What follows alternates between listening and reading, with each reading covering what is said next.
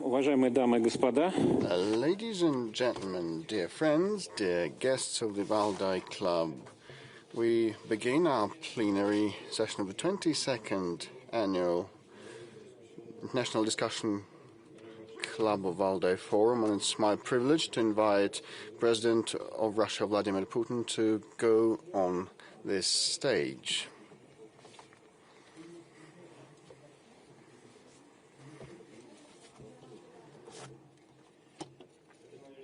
Mr. President, thanks a lot for finding time once again to visit our meeting. The Valdai Club has the great privilege,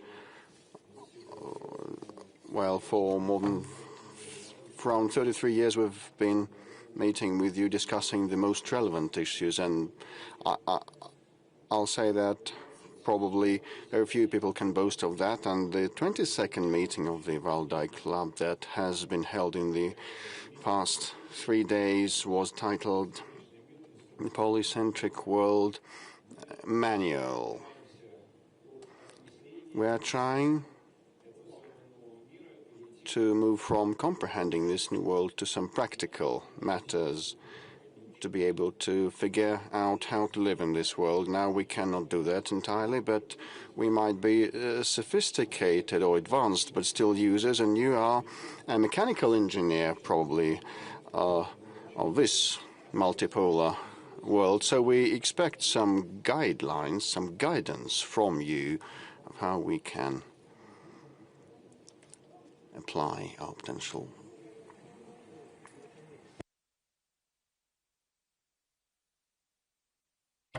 Well, I can hardly give some guidelines or give you a manual, and there is no point in that because everybody asks for instructions or seeks advice. To fail to follow that, this is a well-known formula. I'll try to express my view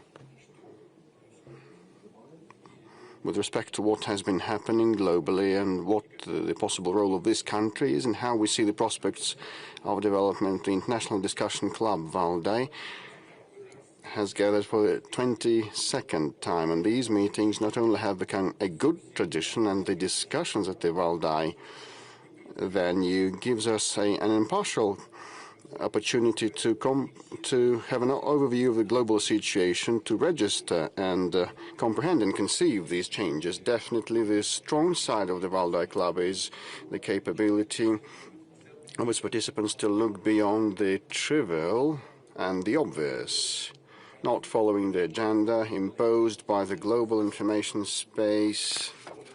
And Internet, has been contributing in various respects to that, and this is difficult to assess. Trying to bring up our own issues and present our own visions, half opening the veil that conceals the day of tomorrow. This is not so easy, but sometimes we succeed, including here at this venue of Valdai.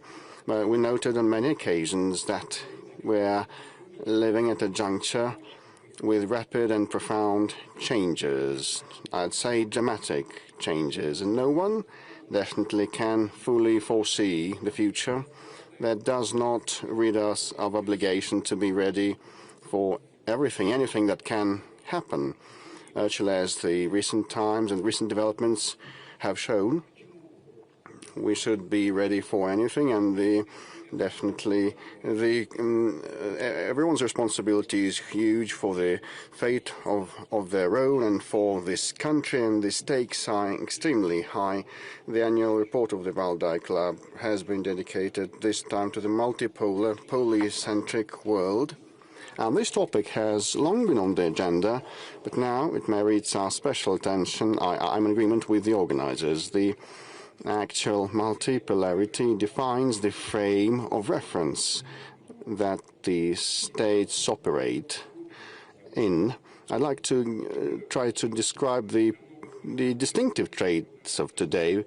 First of all, it is a much more open or creative space of foreign affairs conduct. There is nothing that has been predetermined in advance. Things may develop differently, and a lot depends on the accuracy and the balance of measure and the degree of restraint and the degree of well-thought-over actions of all the stakeholders, and in this ample space, it's very easy to lose your way and lose your bearings, and as we can see, that happens quite often. Secondly, this multipolar space is very dynamic. Changes happen, as I have said, rapidly and abruptly overnight, and it's hard to prepare for them. It's hard to predict them, and one should respond instantly, in real time. Third, what is important, this space is much more democratic, paving the way for a big number of political, economic stakeholders to come into play. Probably never in history we had that many countries in the global arena that seek to influence the regional and global developments. And a bigger role than ever before is played by the cultural, historical, civilization specifics of different countries. One should find common ground and concurrence of interest. No one is ready to play by the rules set by someone somewhere far away. You know, as a well-known song goes, behind the mists or behind or over the oceans. Hence the faith. All decisions are possible based on the accords that would be okay for all the interested or related stakeholders. Otherwise, no viable solution would be attained. Only and merely gaudy phrases and fruitless play of ambitions. Hence, to attain the results, harmony and balance are needed. And finally, the opportunities and threats of the multipolar world are inseparable from each other. Definitely, the weakening of dictate that was typical of the previous period and expansion of the freedom for all is an obvious boon. At the same time, in this context, it's much more difficult to strike this solid balance, which is actually a blatant and extreme risk per se. So such situation on the planet that I have tried to briefly portray is a brand new phenomenon. The international affairs are going through a radical transformation. Paradoxically, multipolarity has become the direct effect of attempts to impose and maintain the global hegemony. The response of the international system and the history itself to the obtrusive aspiration to fit all in a single hierarchy with the West at the top. A failure of such an undertaking was only a matter of time, and we were warned about that always. And by historical standards, that happened quite rapidly. 35 years ago, when it seemed that the confrontation was coming to a close and the Cold War was coming to a close, we hoped that for an advent of the epoch of true cooperation, it seemed that no ideological and other obstacles were there that would preclude to resolve jointly uniform problems and common problems for the humankind, sorting out and resolving conflicts and disputes, building upon the mutual respect and taking into account everybody's interest. Let me digress and give a historical excursus here. Our country, wishing to eliminate the grounds for bloc-based confrontation, create the common space of security, stated 2 times that we were ready to join NATO. For the first time, it was back in 1954, in the Soviet times, and for the second time, during a visit by President Clinton, U.S. President Clinton, in Moscow in the year 2000, when we spoke about that with him, and both times we were turned down, straight away. I repeat, we were ready for joint work and non-linear steps in the global security and stability sphere, but our Western counterparts were not ready to rid themselves of the captivity of geopolitical and historical stereotypes and this simplistic world view. And I stated about that on many occasions in public. When we spoke with President Clinton, he said, it's very interesting, I think it's possible, but several hours later in the evening he said, I sought the advice of my team, it's unfeasible. And when will it be feasible? It boiled down to nothing. So a real opportunity to shift to the positive vector is something that we had, but alas, some different approach prevailed. The Western countries succumbed to see and have this absolute and wield this absolute power. This was a serious strong temptation and not to succumb, one had to have some historical vision and good intellectual level of education and groundwork, and those who made the decisions did not have this high capacity. The power of the United States and their allies peaked at the end of the 20th century, but there can be no single force that can run the world on its own, prescribing what should be done to everybody, how everyone should breathe.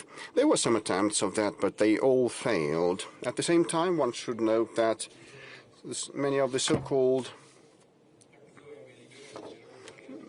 Many believe that the so-called liberal world order was acceptable or even convenient. Well, yes, hierarchy would limit the capability of those who are not at the top of the pyramid of the food chain, if you permit me. But still, at the same time, they reside at the food, but still that would lift a big chunk of responsibility from them. Just the rules are as follows: just accept the set of conditions, fit into the system, and you receive your dues and be happy, think of nothing. Others will think and make decisions instead of you. No matter what they say, no matter what they use as pretexts, that was the case, and the experts in this room know that. Some people were conceited enough to believe that they can admonish everybody. Others played up to the strong ones, being an obedient bargaining chip and item in trade, avoiding problems and receiving their small perks. And now in the old world in Europe, we have a lot of such politicians left still. Those who were not in agreement, tried to uphold their interests, were considered kind of weirdos, to put it mildly, and they were told nothing will come out of that, and so you are nothing against our power, an empty spot. The most recalcitrant ones were educated by the self-proclaimed grandees, and without any scruples, and resistance was useless, they said. That did not result in anything good. Not a single global problem was resolved. At the same time, still new and new problems keep piling up. The global governance institutions created in the past either don't operate and work properly or have lost their efficiency to a huge extent. No matter what capability or potential a single country might have, any power has its limits. And in Russia we know that there is a proverb saying, might makes right. However, there may be a stronger might. There always can be a stronger might. You know, this is the gist of the global developments. There may always be a stronger might. Attempts to control everything around oneself would result in overstraining and overload, and that would impact the internal stability, weaken the internal stability, giving rise to legitimate questions among the nationals of those countries who tried to act as grandees. You know, some time ago I heard similar things from our American colleagues who said that we acquired the world but we lost America. I just want to ask a question. Was it worth it? And have they acquired anything at all? The leading Western European societies are now seeing repulsion of the excessive ambitions of the political leadership. The barometer shows that the establishment doesn't want to cede power, and they have been engaged in direct deception of their nationals, trying to use ploys and that are legal borderline cases or are beyond the law. You know, turning democratic election procedures into a farce and manipulating the will of their people is something that they cannot keep doing forever. And that has been happening in many countries. I will not be specific. In some countries, they're trying to prohibit or ban their political opponents who have been acquiring more legitimacy and trust among the voters. We saw this movie in the Soviet times. We had it in the USSR. Just recall the song by Vygotsky. The military parade was prohibited. Everything will be prohibited shortly. The prohibitions won't work. And the will of the people is simple. Let the leadership cater to the needs and the living standards of the people, not chasing chimeras. The United States, where the bottom-up sentiment of the people led to a radical change of the political vector, is a vivid example, and these examples can be contagious. The subordination of the majority to minority that is typical of international relations during the Western domination has been giving way to a cooperative approach, a multilateral one, based on the respect for everyone's interests and the accords between the key stakeholders. That is no guarantee of the harmony or absence of conflicts. The interests of countries will never coincide fully, and all the history of international affairs is about struggle to fulfill their interests. But, a brand new global situation, the tone set by the global community and the global majority, let us hope that all the stakeholders will take each other's interests into account while coming up with regional and global solutions. No one can attain their goals on their own in isolation. The world, despite the aggravation of conflicts and the crisis of previous model of globalization, fragmentation of the global economy, is a holistic, interrelated place. We know that by our own experience. You know how much efforts were applied by our opponents to, roughly speaking, knock this country out of the global system, to drive us into political, cultural, information isolation, into economic autarky. The number, in terms of the number of the reprisals that are shamefully dubbed as sanctions, Russia has the record, 30 or even more thousand of different restrictions. Have they attained anything? I think that people around the room know that these efforts failed altogether. Russia has demonstrated the highest degree of resilience and ability to withstand intensive global pressure that would ruin an entire country, not only an entire country, but a coalition of states. And we take pride in that. We're proud of our country, of Russia, and our people and our armed forces. But I want to mention something else. It turned out that the global system, where they want to squeeze us out of, will not let Russia go, because Russia has become a weighty part of the global equilibrium and balance, not only because of its territory and the people and defense and technological industrial capability and its minerals, its reserves. All those things I have just enumerated matter a lot. These are very important factors, but most importantly, it is so because the global equilibrium and balance cannot be established without us, neither economic or strategical or cultural, logistical, no type of balance. I believe that those who tried to destroy that, well, got to know. Some are still obstinate in their desire to have their way, inflicting, as they say, the strategic defeat on this country. Well, okay, if they don't see the fact that this plan is doomed, if they're stubborn enough, well, I hope that life will show them, and the most stubborn, short-witted ones will understand. We heard numerous clamors about full blockade and threats about blockade, trying to make Russian people, as they said, and they had no scruples in saying that they wanted to make the Russian people suffer.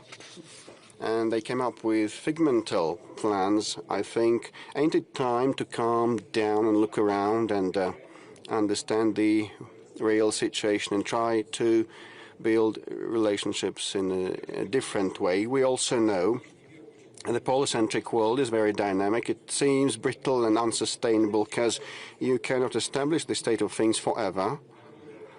Defining the alignment of forces, there are multiple stakeholders and processes and non-symmetrical forces, complex ones. Everybody has their own strengths and competitive edges that create a unique combination and a composition in each of the cases. The world of today is a sophisticated, multifaceted system. To comprehend it correctly, Simple laws of logic or cause and effect ties will not suffice.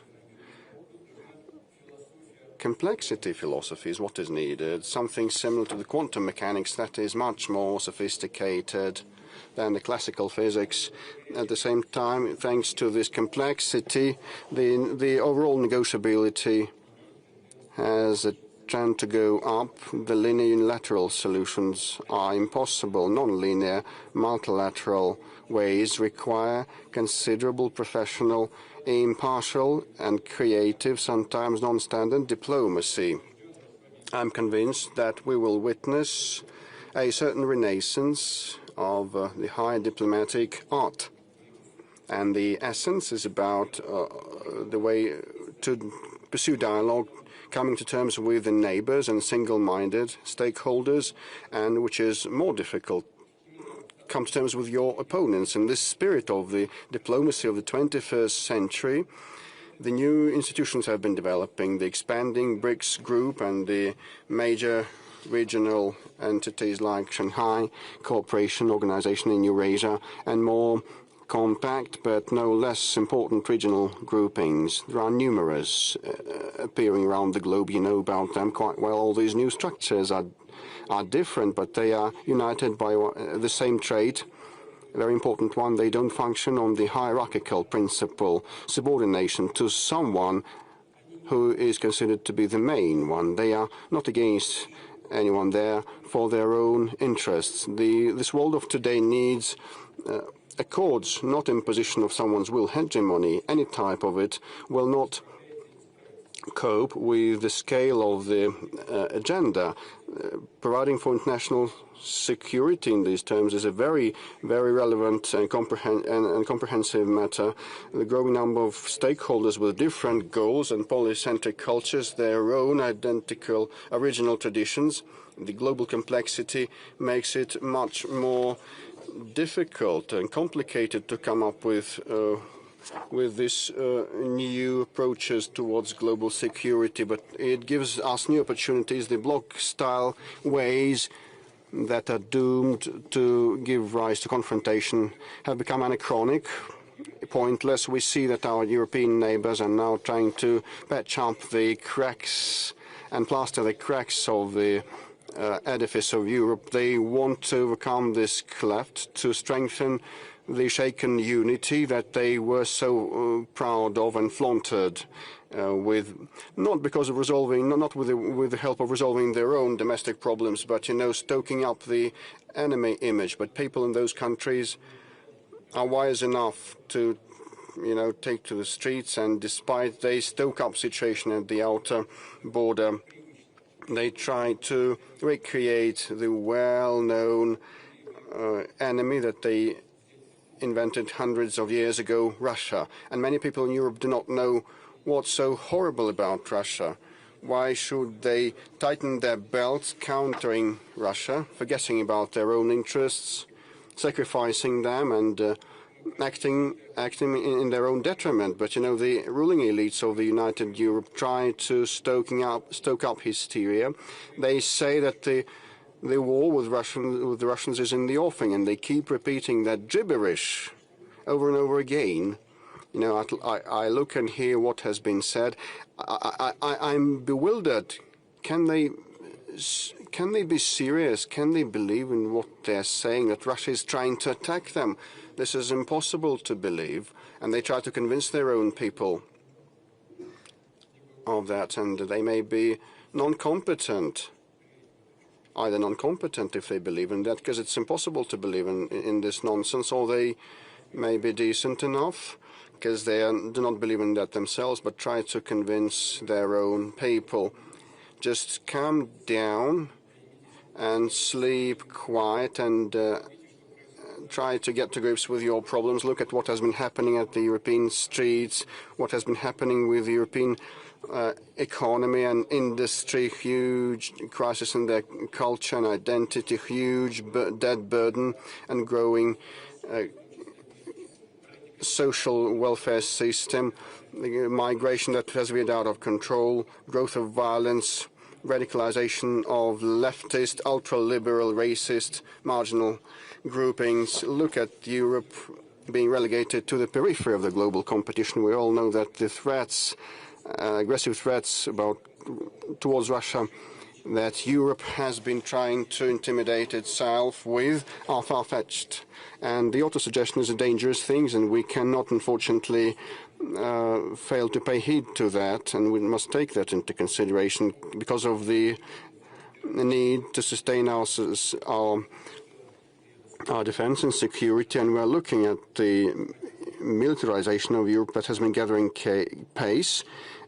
Are these plain words or simple words or lip service, or is it serious? Because they say that the German army should be the most powerful in Europe. Okay, we have been listening to that attentively and eyeing that closely, trying to figure what they actually mean. I believe that no one has any doubts that the response of Russia will not be long in coming. The response to such threats will be, to put it mildly, quite convincing. This is about the response. We never initiated any military standoff. It's pointless, uncalled for, and absurd.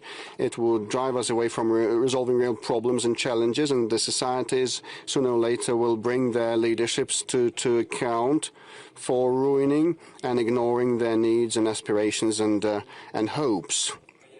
But if someone has a desire to rival with us in the military sphere, okay, go for it. Endeavor. Russia proved on many occasions when threats to our peace and security come to the fore, and threats to our sovereignty and our statehood, we are swift in responding. No, you should not provoke us. Never, ever did it end badly for the provocateurs, and no exceptions will happen in future. There will be none. Our history proved that weakness is unacceptable because it gives rise to temptation, to a delusion that anything may be resolved with us, and they may have their way from the position of force and indecisiveness and weakness. Russia will never demonstrate that. It is something that we will never demonstrate. Those who cherish the dream of inflicting a strategic defeat of us, let them know that. And those speaking actively about that, well, some of them are far away, others, have passed away. There are no objective reasons related. There are very many reasons related to the man-made or social nature. So it's no use spending forces and energy on artificial, contrived contradictions. This is wasteful and silly. International security is so multifaceted and indivisible that no delimitation of values can split it. Only meticulous, all-round work with the involvement of different partners, building upon creative approaches, can help resolve this very complex security equation in the 21st century. And there are no more or less important elements. It is all resolved in concert. As a whole, our country has been upholding for the indivisibility of security principle. I said on many occasions that security of some countries cannot be at the expense of others. In this case, there will be no security for anyone. Saying this principle coming into play is something that will fail. To do the euphoria of those who had lust for power, who believed themselves to be the winners of the Cold War, brought about the desire to impose unilateral ways and approaches and their thoughts about this current situation, and that gave rise to many conflicts like the Ukrainian ones, and became the root causes of many conflicts in the late 20th to the early 21st century. Now no one is safe as a result of that. We should come back to the origins and correct the mistakes made, but the indivisibility of security today, unlike in late 80s and early 90s, is a much more complex phenomenon. It's not only about the military and political balance and the consideration of each other's interests. Our security The security of humankind depends on our capability to respond to challenges that stem from man-made and natural disasters, technological development, new rapid social demographic information developments. All those things are interrelated, happening on their own in an unpredictable way, having their own intrinsic logic and laws, and sometimes not in coordination with the will and expectations of people. The humanity risks to be left behind in this situation as a side observer, not being capable of ruling the situation or managing the situation. This is a systemic challenge for all of us. And definitely this is an opportunity for all of us to work together. There are no off-the-shelf answers, but I believe that to resolve global challenges, we need first to approach them without this ideological predetermination, without didactic tone. In this spirit, I'll explain how it is done to you. Secondly, it is important to understand that this common, indivisible affair that requires joint work of all the countries and nations, each culture and civilization should make their own contribution, because allow me to reiterate, on our own, nobody knows the right answer.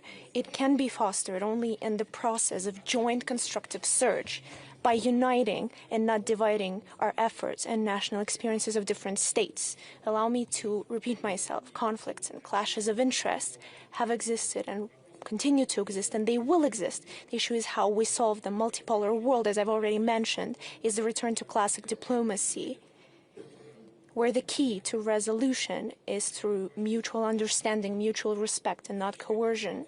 Classic diplomacy was able to take into account the viewpoints of different entities of international life, this complexity of concerts of multiple powers. But in due time, it was replaced through Western diplomacy of monologue, of endless lessons and demands. And instead of resolving conflicts, they started pushing forward their own narrow interests, considering any other interest unworthy of attention. Should we be surprised that instead of resolving conflicts, they've provoked further escalation of these conflicts, and they're passing to the bloody armed phase, turning into humanitarian catastrophe? By acting like this, we cannot solve a single problem. And over 30 years, there have been endless examples of that. One of them is the Palestinian-Israeli conflict, that through the script of Western unilateral diplomacy, fully overlooking history, tradition, identity, the culture of people living there, they can't solve. Just as they can't stabilize the situation in the Middle East, which in turn continues to degrade. And we're taking a closer look at the initiatives of President Trump, but I believe there could be light at the end of the tunnel. Horrible example is the Ukrainian tragedy. It's pain for both Ukrainians and Russians, for all of us. The reasons for the Ukrainian conflict are well known to anyone who has gone far enough to look at the back history of its current, most critical stage. And I will not repeat myself. I'm sure that everyone here is well aware and understands my position on the issue. I have voiced it many, many times, but we also know something else. Those who encouraged, goaded, and armed Ukraine, stirring it up against Russia, for decades fostered rampant nationalism and neo-Nazism, simply couldn't care less, not only for Russian interests, but for Ukrainian interests, either for true interests of the people of that country. They have no remorse for that people. It's nothing but expendable material for globalist expansionists on the West, as well as their serfs in Kiev. The results of reckless filibusterism speak for themselves. Let's ask ourselves another question. Could it be different? And allow me to go back to what President Trump said. He said that had he been in power, that could have been avoided. And I agree with that statement. It's true, it could have been avoided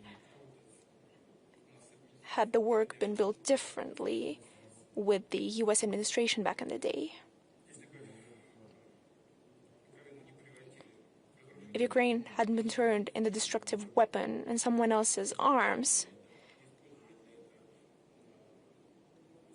Had they not used the Northern Atlantic bloc approaching our borders, had Ukraine preserved its independence, its true sovereignty? And another question, how should we have resolved bilateral Russian-Ukrainian issues that were obviously consequence of disintegration of a massive country and complex geopolitical transformations? I believe that even the disintegration of the USSR had to do with the position of the Russian leadership back in the day to get rid of any ideological confrontation, hoping that now that we've dealt with communism, now we will build a true flourishing world. No, but it seems that there are other factors at play, geopolitical and factors of different kind, and ideological clashes had nothing to do with it. How should they be resolved in a polycentric world? And how would the situation in Ukraine be resolved? Its different poles would test out the situation of the Ukrainian conflict for themselves. These potential pressure points, rifts that exist in their own regions, and then the collective response would be much more responsible and reasonable. At the basis of resolving would be the understanding that all the participants of this complex situation have their own interests. They're grounded in objective and subjective circumstances. They must not be overlooked. Efforts of all countries in their quest for security and development are legitimate. Of course, this applies for Ukraine, for Russia, and for all our neighbors. It's the states of the region who should have the final say in creating the regional system. It's these countries who have the best chance at agreeing on a universally acceptable model of cooperation because it affects them directly. It is of their vital interests. For other countries, this situation in Ukraine is a bargaining chip in a different, much larger game, their own game.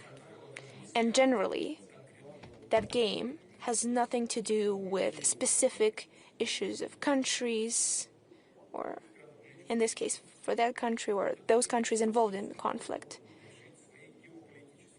It's just a pretext to solve their own goals as well as to profit from war. That's why they showed up on our doorstep with NATO infrastructure. For years they sat idly by, gazing at the Donbass tragedy, the genocide, at the extermination of Russian people at our ancestral historical lands that started in 2014 after the bloody coup d'etat in Ukraine. In contrast to this behavior that was demonstrated by Europe and, until recently, the US, is the conduct of the global majority states. They refuse to take sides. They aspire to truly contribute to the creation of a just world, and we're grateful to all the states who in recent years have taken genuine effort to try and find a way out of this situation. These are our partners, the founders of BRICS, China, India, Brazil, South Africa, the Belarus, North Korea. These are our friends in the Arab Islamic world. First and foremost, Saudi Arabia, the United Arab Emirates, Qatar, Egypt, Turkey, Iran, Serbia, Hungary, Slovakia in Europe, and many African and Latin American countries.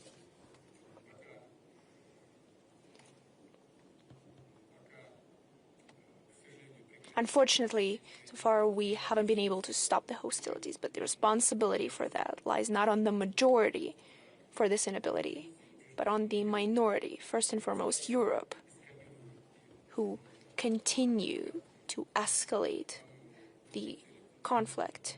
And I believe there is no other goal over there. At the same time, I believe that goodwill shall prevail, and we have no doubt about this. I believe that the situation is changing gradually in Ukraine. No matter how brainwashed people may get, there are still some shifts in their ideology, and in other parts of the world as well. At the same time, the phenomenon of the global majority is a new development in the international life. Allow me to say a few words about that as well. What is its purpose? That the overwhelming majority of states is aimed at implementing their own civilized interests, the main of which is its balanced progressive development. And it seems that it should be natural, that's how it's always been. But in earlier eras, the understanding of these interests was distorted with morbid ambitions, with selfishness, with the influence of expansionist ideologies. And now, the majority of states and nations, that very same global majority, understand their authentic interests. And most importantly, they feel strong and confident enough in order to uphold these interests despite the external pressure. And I should add, by promoting and defending their interests, they're ready to work together with their partners. That is to say, to translate international relations, diplomacy, integration into the source of growth, progress, and development. The relations within the global majority is a prototype of political practices necessary and effective in a polycentric world. This is pragmatism and realism, rejection of bloc philosophy, absence of rigid, dictated commitments, models where there are senior or junior partners. And finally, it's the ability to align interests that don't always coincide, but at the same time, they usually don't contradict one another. So the absence of antagonism is the main principle. We see a new wave of de facto decolonization that is gaining momentum, where former colonies, aside from statehood, also gain political, economical, cultural, and ideological sovereignty. And in this context, another important date is very important to note here. We celebrated 80 years since the creation of the United Nations organization. It's not just the most representative, universally political structure of the world. It symbolizes the spirit of cooperation, alliance, brothers in arms that helped in the first half of former century to unite our efforts to defeat the greatest evil in history, the merciless machine of extermination and enslavement. And of course, the decisive role in this joint victory belongs to the US. Just take a look at the number of victims of the anti-Hitler coalition and everything will become clear. The UN, of course, is the legacy of victory in the Second World War. To this day, it is the most successful experience of creating the international organizations through which we can resolve the most urgent world problems. And we often hear that the UN system is paralyzed, that it's in crisis. It's become the common position. Some even go as far as to say that it has become obsolete and it should be radically reformed. Yes, of course there are a lot of issues in the work of the UN. But we do not have a better alternative than the UN. We have to admit that. The problem is not with the UN because its potential, it's virtually endless. The issue is how we, ourselves, these united, and although more often than not now disunited nations, use these opportunities. Of course, UN is facing certain challenges. Just like any other organization, it needs to adapt to changing realities.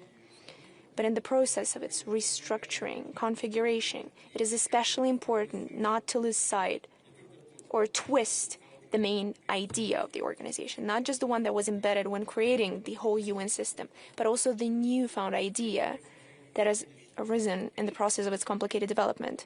We should recall that since 1945, the number of UN member states has practically quadrupled. The organization that has come up at the initiative of several largest countries during the decades of its existence has not just expanded, it has absorbed many different cultures and political traditions.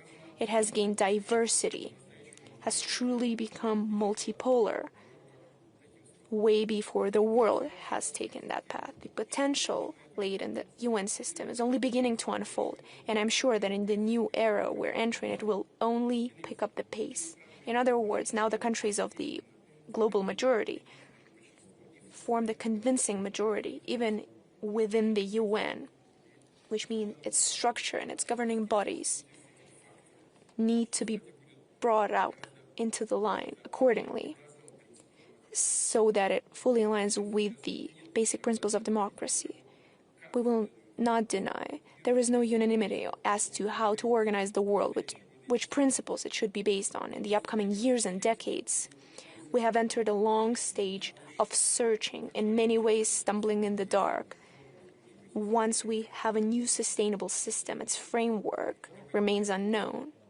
But we should be prepared that for a considerable time, socio-political and economical processes will be hard to predict and sometimes quite nerve-wracking. In order to keep those clear guidelines and not lose our way, we need a strong support. First and foremost, these are values cultivated in national cultures over the centuries, culture, history, ethical and religious norms, the influence of geography and environment are key elements from which civilizations are born. Special entities that have been created over centuries that determine national identity, value orientations, traditions, all that serves as a guideline, allowing us to find our way and allowing us to weather the storms of rough waters of international life. Tradition is a very distinctive, unique thing. Everyone has their own, and respect for traditions is first and foremost a condition for a prosperous development of international relations, as well as resolution of arising issues. The world has withstood the efforts of unification, of forcing of so-called universal model that went against the cultural and ethical traditions of many nations. Back in the day, the Soviet Union indulged in it, trying to impose its political system. We're aware of it.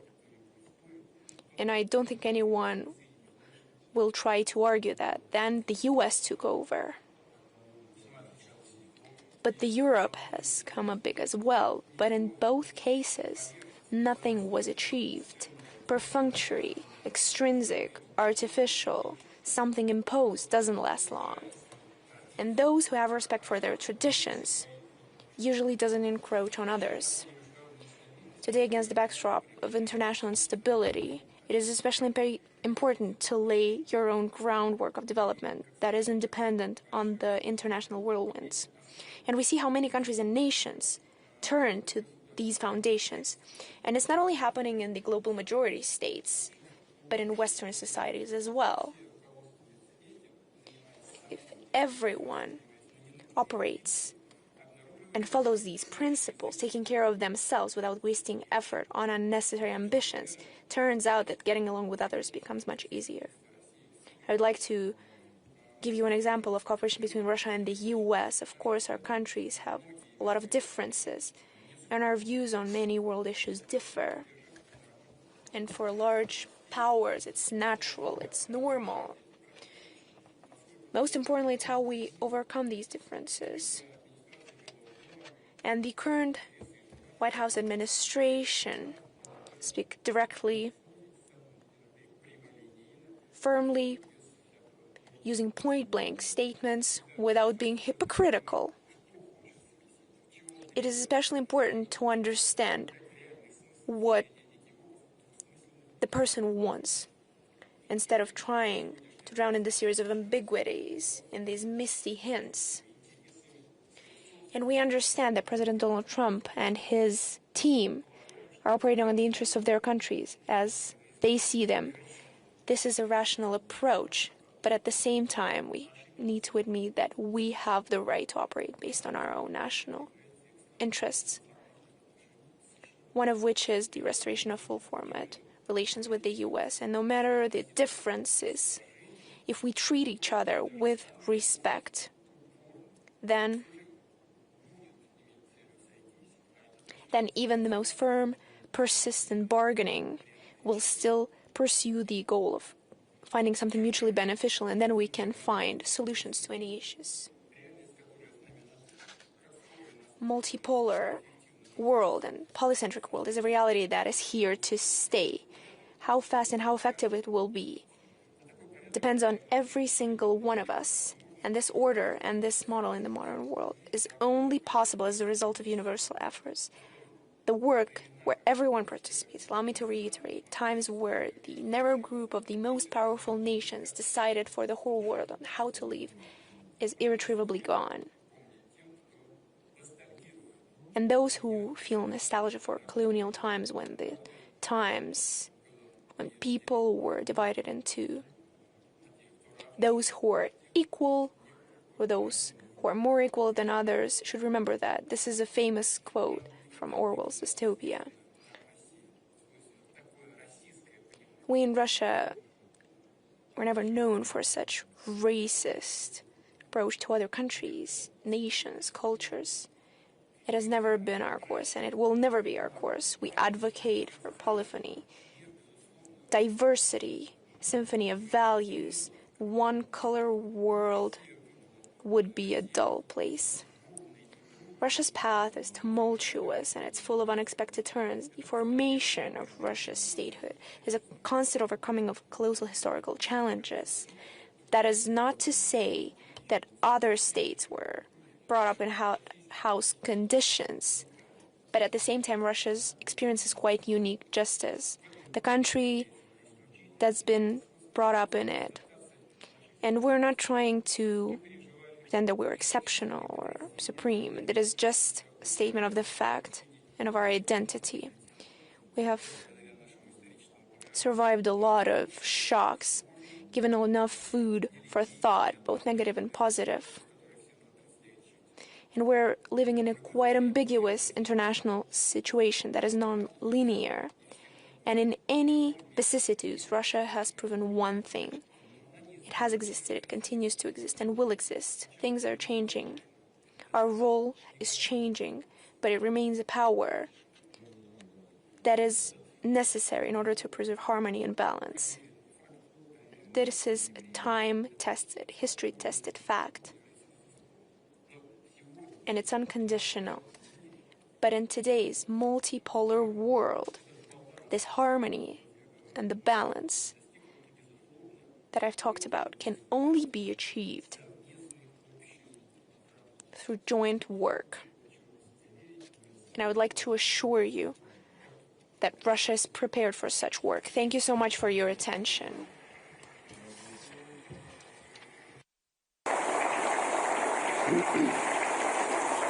Спасибо. Thank you. Владимир Владимирович, огромное спасибо за... Mr. President, many thanks for this. I have tired you. I apologize. No, we have just started. It's merely the beginning. But you have set the very high bar for this conversation that will cling to many of the topics that you have just mentioned. Actually, indeed, this polycentric multipolar world order is kind of still fledgling, and description is at the inceptional stage. It is very complex and sophisticated, and as in an old parable, we may touch a part of our body, of a body, and believe this is the entire elephant, but it's merely a part of the elephant's body. Well, you know, I've cited practical examples. You know, these are no idle words, not lip service. You know, sometimes we're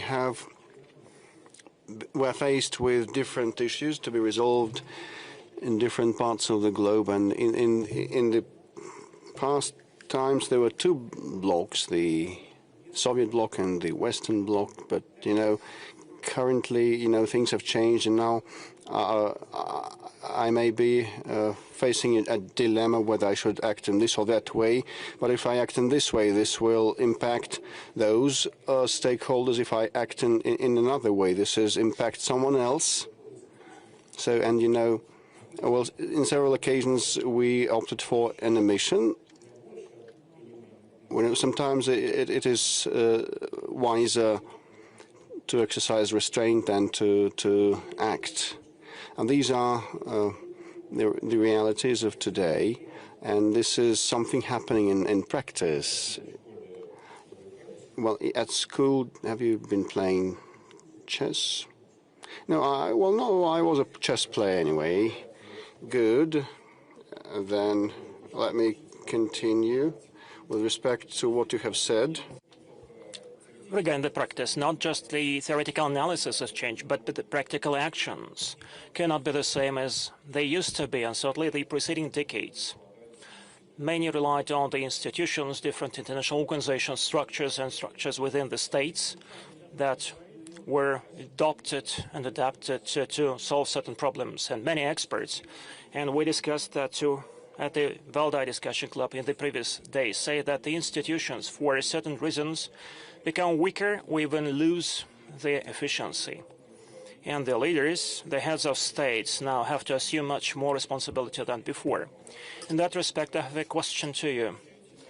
Are you feeling, being an Alexander I at Congress in Vienna, who was personally negotiating the New World Order, being alone? No, I do not feel like this. Alexander I was an emperor, and I am a president elected by popular vote for a certain term. This is the biggest difference, number one. Secondly, Alexander I used might to unite Europe, defeating the enemy that had invaded our territory. We recall the Vienna Congress and all other things and what was done by him with respect to where the world was heading. This is a contentious thing, whether monarchies were to be restored anywhere across the board, or one should have tried to turn the wheel of history in a different direction, looking at the nascent trends and heading this new progressive movement. But, you know, this is a digression from your question. Apropos, as regards contemporary institutions of nowadays, they have degraded when some countries of the collective West tried to use and capitalize on the situation that came into play after the Second World War and the end of the Cold War, proclaiming themselves the winners in the Cold War, and many countries started exercising resistance and balking. And the West, after the Soviet Union ceased to exist, Western structures injected very many manpower in governing bodies of the ex-Soviet republics, and they acted. Those new staff members acted in a very crude manner and blunt manner. And OSCE, why was the OSCE created and established? To resolve complex issues in Europe, and it boiled down finally to becoming a venue and a platform to discuss human rights in the post-Soviet space. Well, listen, there are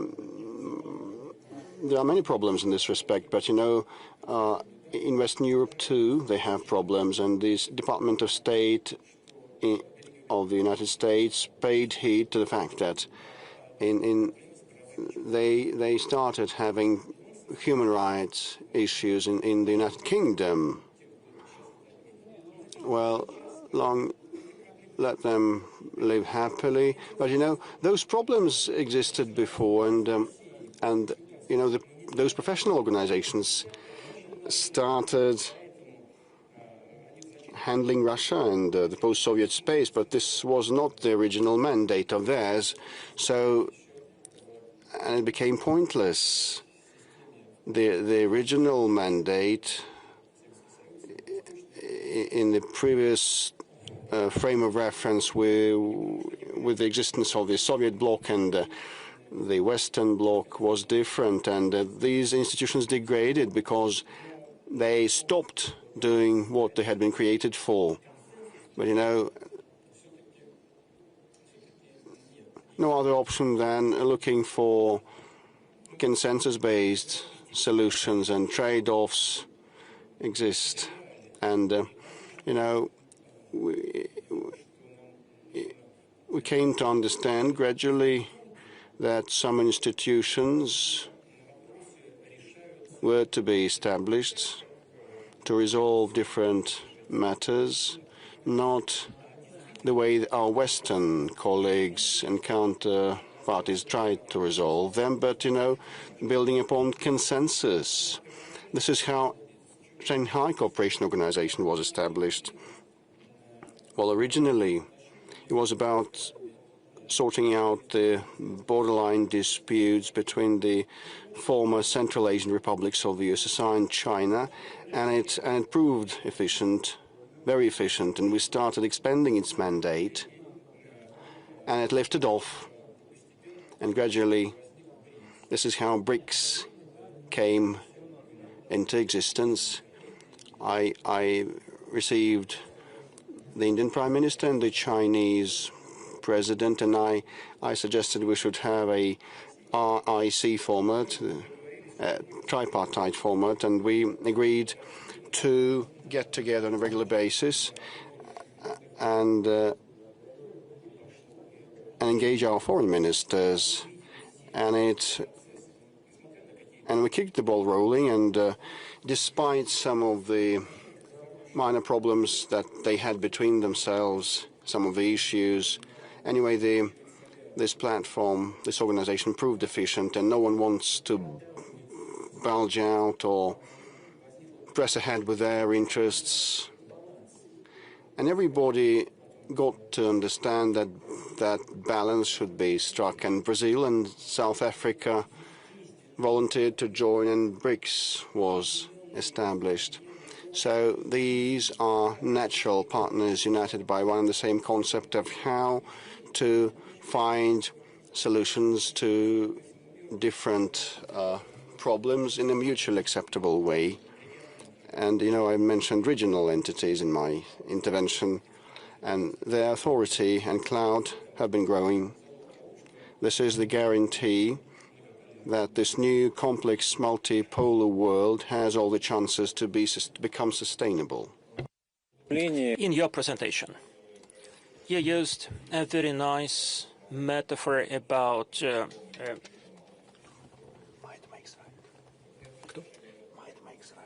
might makes right, where not take a knife to a gunfire. So, and once there are no other means, there is just power that you have to use, and in geopolitics it came a war. A lot's been discussed, and we did that, and a whole session was dedicated to that topic, what the new war is about, the modern war. For sure it has changed. What is your take as the commander-in-chief, as a major politician? What is different? What has occurred to the war? Well, this is a very specialist question. Still, it is very important.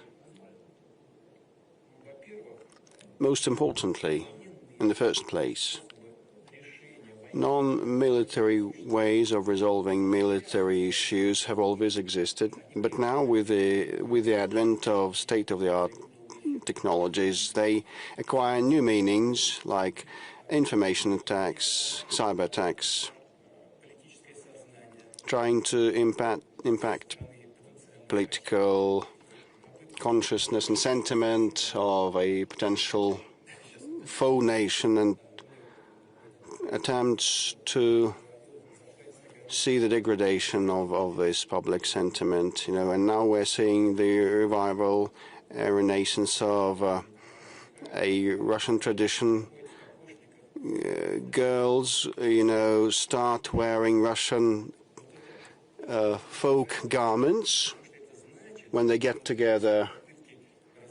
This is something that makes me happy. I rejoice over that, despite any attacks to putrefy, make our society putrefy. They never succeed. Our youths have their own inbuilt inherent protection against such attempts to impact the public sentiment. And this is a testimony of the maturity and strength of our society. Same refers to attempts to damage our economy and finance, which is also very dangerous. But what if we speak about military components? Many novel things appear. because of the advent of new technology. And everybody has heard, but these are unmanned aerial systems in the water, in the air, and on the ground, unmanned vessels, autonomous vehicles, and aircraft. These are of dual use. All of these are of dual use, and this is one of the peculiarities of today. Many things applied at battlefield are of dual use, many of the items. Let's take the unmanned vehicles. They may be applied in medicine and while delivering food and carrying different cargoes, and at battlefield too. But that gives rise to the need to develop this reconnaissance and jamming systems. And tactics, combat tactics at the battlefield have been changing.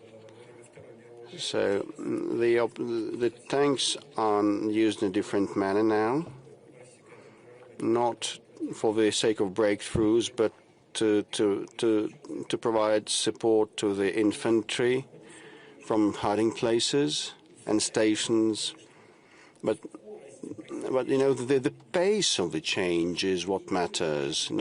Many things change over 1 week or over 1 month.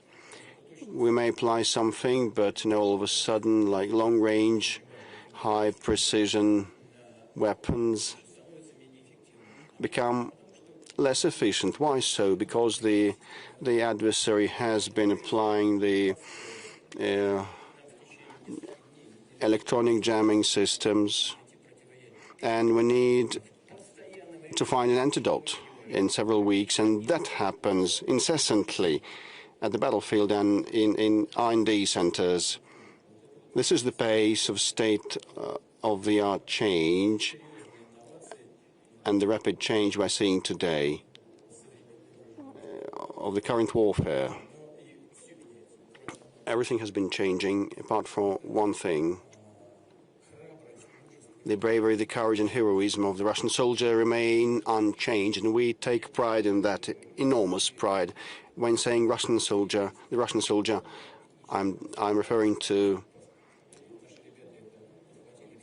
all sorts of ethnicities and different creeds and different ethnicities stand up to that, saying that I am a Russian soldier, they say. And this is true. And Peter the Great said, who is a Russian? If you know, okay, but I'll tell you, unless you don't know, a Russian is someone who loves Russia and who serves his country. Thank you so much. Well, regarding kokoshniks or the women's headwear, I understand, and I will dress like that next time. Mr. Putin, you spoke about the speed of change, the pace of change, and really this is very tremendous. And there are things changing so rapidly in the civil sphere and in the military sphere, but probably in the upcoming decades, that would be like that. But 3.5 years ago, when the special military operation was started, some criticism was voiced regarding the Russian army, regarding the Russian state, that we are lagging behind in some aspects. And some failures that occurred were due to that. All that period of time, have we catched up? And secondly, once we're speaking about the Russian soldiers, at the moment, what is the situation on the front line? What is your take? Well, most importantly, it's not that we lag behind, but we ain't seen some of the novel things. Not that we wanted to do something, but we failed to do that on time. Some things are brand new for us, and this is my first point. My second point is that we've been waging a war. We've been manufacturing the military hardware. But on the other side, very many countries, all NATO countries, have been waging war against us. All of them put together, and there are instructors, unfortunately, who actually participate in the hostilities. They established a special center in Europe that has been providing the support to the Ukrainian army, feeding information and intelligence data from satellites to them, training them, supplying arms, and the instructors participate not only in the training but also in the decision making and the implementation of these decisions. Definitely, this is a formidable challenge for us. But the Russian army, the Russian state, and our defense industry has adapted themselves quickly to this new challenge, and we have been rising up to this challenge. It's not an overstatement or bragging to say that currently this army is the most combat effective with respect to the degree of training and technical capabilities and the knowledge to apply those capabilities and supplying new prototypes of items to the front line, and the tactics also. We're quite knowledgeable. We excel. This is the answer. Our interlocutors and your interlocutor across the ocean have renamed the Defense Department into the Department of War. Probably the same thing, but there are nuances. Do you think the names matter? Well, I don't think. Probably not, or probably as you name the ship, so it sails. So probably there is some point to it. But, you know, this sounds quite, well, a bit aggressive. The Department of War, ours is the Ministry of Defense, so this has been our tenet. We don't have any aggressive intentions against third countries. Our defense ministry aims at providing for the security of the Russian state and the people of Russia. And he says that Russia is a paper tiger? A paper tiger. Well, I've said that Russia has been waging war not against Ukraine, but all NATO countries put together. So if we speak... Well, you've asked me what has been happening on the front line, battlefield line. I'll come back to the tiger thing, but, you know, all along the battlefield line, our troops have been advancing. The northern group in Kharkiv, in the Kharkiv region, there's a location of Volchansk, and in the Sumy region, there's also a location called Yunakovka. It has been transferred to our control, and we have taken half of Volchansk. I think it is a matter of time. The other half will be retaken soon, and a security buffer zone is being established in a firm and resolute manner, as planned. The western group of our troops has virtually fully, well, two-thirds of Kupiansk have been taken, which is a location where we have seized the center, and the hostilities have moved to the south. Another major location called Kirovsk has been transferred to our control, and the southern group of our troops has entered the city of Konstantinovka. This is one of the defense bastions like Konstantinovka, Sloviansk, and Kramatorsk, which are the fortifications that had been created for more than 10 years with the help of the Western professionals and military professionals. But we have approached and entered those, including also Seversk, a major location too. And the hostilities are ongoing there. The central group of our army has been quite active and efficient in operations, and they have entered the location of Krasnoarmeysk, the south of it. I will not delve into detail, also because I just don't want to inform our foe, strange as it might seem, because this might seem strange, my words, but actually they don't know what has been happening.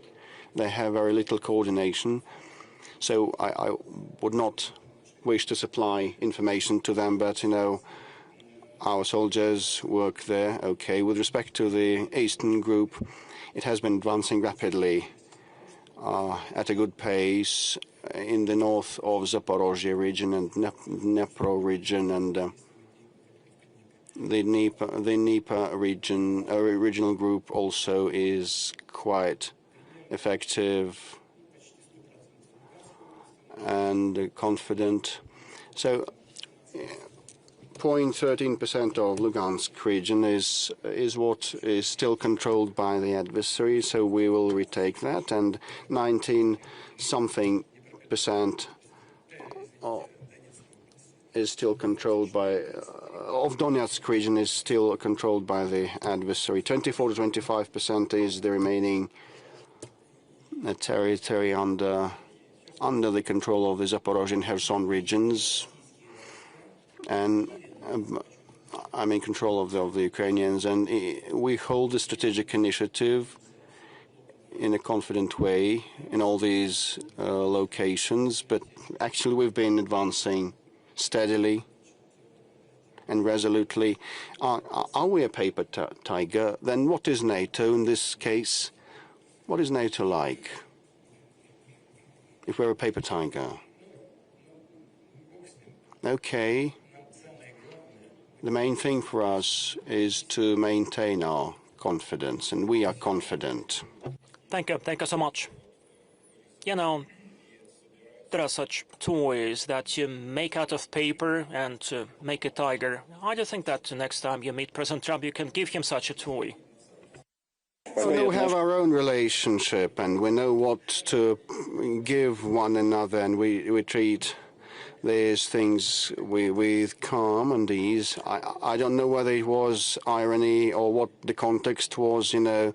Well, he uttered that and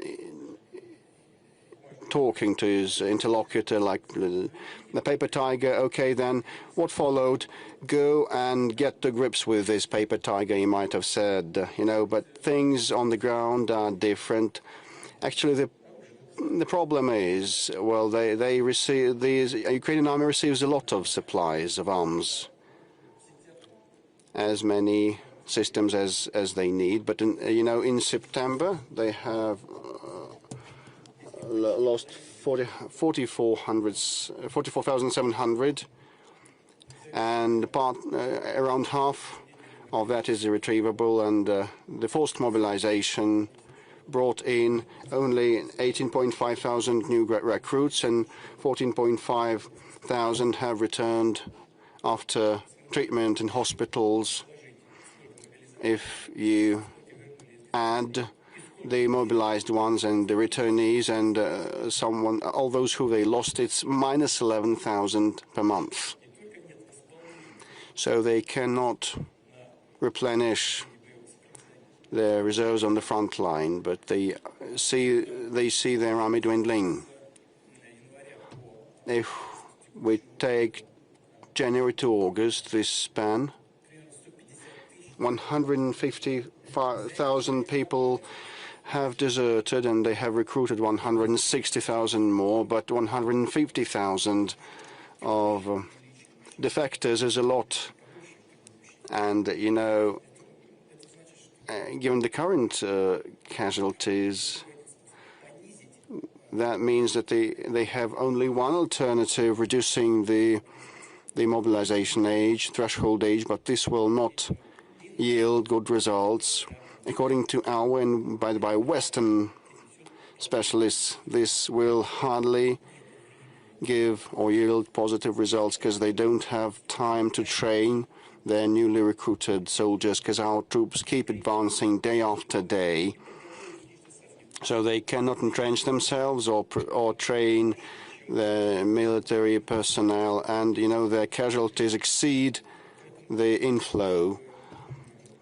So they'd better the Kiev leadership would better think of how to come to terms, and we proposed that on many occasions. Do we have enough personnel for everything? We have a lot of these. We also have casualties, but they are much lower than the ones of the Ukrainian forces. And our recruits are volunteers. They volunteer. They come to the draft stations on their own will. We don't have any forced mobilization, any compulsory mobilization, unlike the Kiev regime. This is not what I have invented. This is objective, real data, and the Westerners also prove that. January to August saw 150,000 of defectors in Ukraine, because they snatch people in the street and afterwards they flee the battlefield, and we call on them to surrender, but they are destroyed by punitive squads or UAVs, kill them, controlled by mercenaries who do not care for Ukrainians. So their army is very, very, very bare bones. The elites don't participate in the hostilities. They just send their people to be slaughtered. This is why that many defectors. You see, we also have these, and it usually happens in armed conflicts, but it never compares to what they have. Similar to their kinds, it's just singular cases. That's where the problem comes from. Maybe they can lower the conscription age to 21 or 18. This will not solve the problem. This is what has to be understood, and I hope that this understanding will come to the leaders of the Kiev regime, and they will find it in them to sit at the negotiation table. Thank you. Dear friends, please ask your questions. Ivan Safranchuk from the front.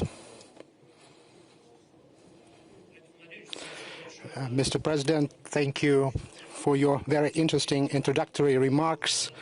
And you already set this really high standard for this discussion as you spoke with Fyodor Lukyanov. Let me clarify those cardinal changes that were going on in recent years. Were you surprised by anything? Were you surprised by the rapid desire of some of the Europeans to start this confrontation with us? Some of them are no longer ashamed to be participating in Hitler's coalition. Some of those things you could not even imagine. Were you surprised in terms of how it was even possible? And you mentioned how in the world of today you have to be ready for anything. Anything can happen, but quite recently it seemed like the situation was more predictable. Was there anything that surprised you? First of all, you see, as a whole, overall, no. There was nothing much surprising, because I could imagine how it could look, but you see, I was quite taken aback by the readiness and this desire to fully review that used to be positive in the past. You see,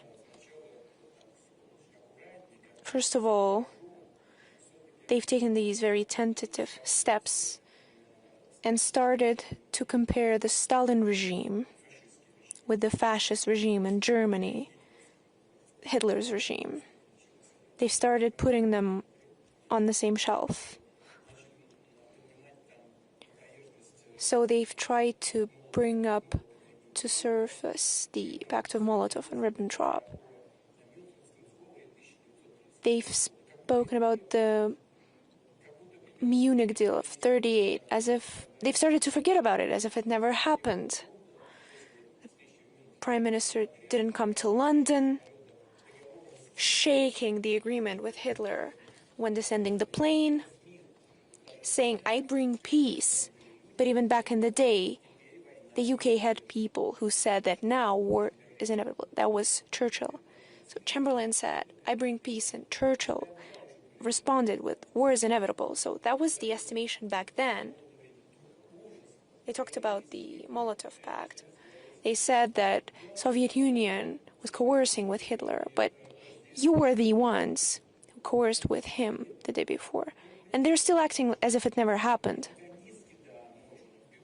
Perhaps they can try and spread propaganda, try to brainwash people, how these things don't align. But when it comes to it, we know what really happened. So that was the first part. But as we go on, the more the merrier. Not only have they tried to compare Stalin and Hitler,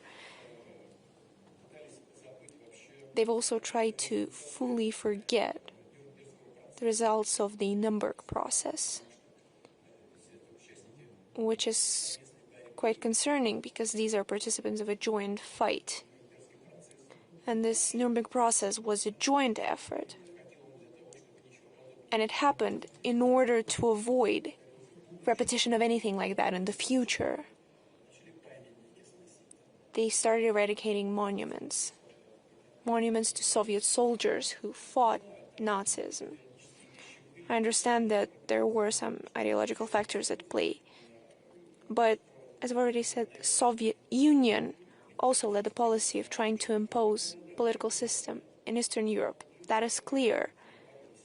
But people who fought Nazism, they laid down their own lives for it. And they weren't at the head of Stalin regime. They weren't in charge of anything. They've simply paid with their own lives, trying to defeat Nazism. And so on and so forth. And this is what shows that there is no end to their rhetoric, but only because it has to do with Russia. They need to set certain arms to it. And when I've come up on stage, I've taken a book with me. I wanted to read something to you, but what I wanted to say, at home, my table, I have a Pushkin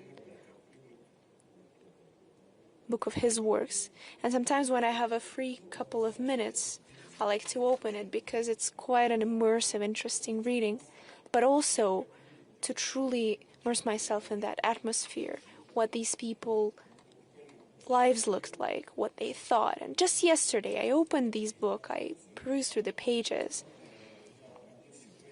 and I found a poem. Everyone, at least the Russian part of the audience, knows the poem of Mikhail Lermontov-Borodino, "Please Tell Me, Uncle." We wasted no time, of course, but I never understood that Pushkin wrote on the same subject as well. But then I took a look at it and I was very impressed by it, because you get a feeling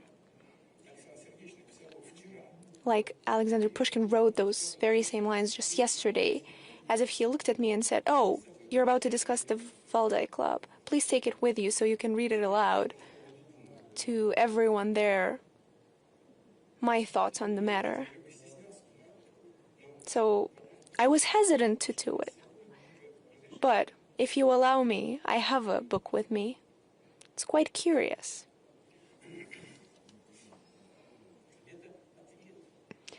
This is a response to many questions. The Borodino anniversary. The great day of Borodino. Remembering the Brotherhood, we said a lot of troops went threatening Russia with death. The whole Europe was there, and whose star was leading it on? But we stood firmly on the ground, took bullets to the chest, and the unjust argument was then fair. And then their shameful fleeing, they forgot. They forgot our arms, our snow that buried their fame in the middle of a desert. Their famous feast is so attractive, and they get drunk on the Slavic blood. But their hangover will be hard, and they will sleep for long on the northern fields. You see, this says it all.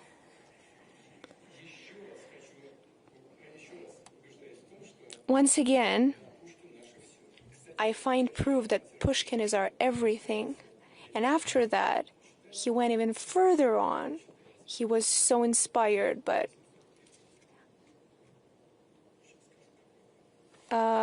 I can tell you exactly where that is, so you can take a look as well. 1831, that's when it was written. So you see, the fact of Russia's presence is inconvenient for a lot of people. So everyone tries to play part in this historic event of inflicting strategic defeat and to, of course, benefit from it, to reap a piece from here, from there, but also to make a convincing gesture. But they will not succeed. It's an important comparison. Nawrocki, president of Poland, I think the day before yesterday, as he was... And the poem goes on about Poland. He mentioned in an interview that he keeps talking to General Pilsudski, discussing issues of relations with Russia, and you speak with Pushkin. There's no harmony in it. You see, Pilsudski was such a personality who was harboring animosity towards Russia, and under his leadership and under the leadership of his ideas, Poland has made a lot of mistakes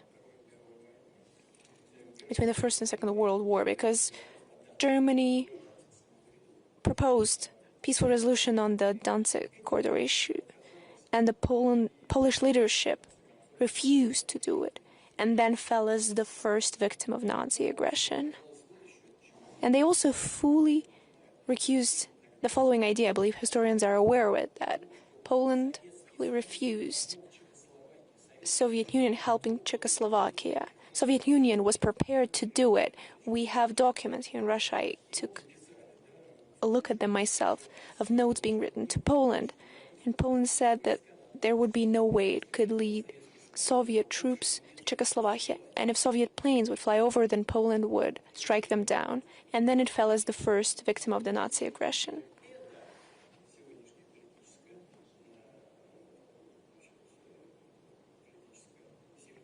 So if this political family of the highest rank in Poland remembers that fact, understanding all the complexities and the intrinsities of historical eras, and takes that into account and truly considers those mistakes, then it could be beneficial. I have a suspicion that he had a different context. Okay, further questions, please. Professor Marandi from Iran. Thank you very much for the opportunity, Mr. President, and I thank Valdai as well for this excellent conference. We are all saddened because during the last 2 years we've seen genocide in Gaza and the pain and suffering of women and children being torn apart day and night. Recently we saw President Trump give a peace proposal that looked more like a submission and capitulation, and especially introducing someone like Blair with his history is insult to injury. I was wondering, what do you think the Russian Federation can do to bring an end to this misery, which has really darkened the days of everyone? Thank you.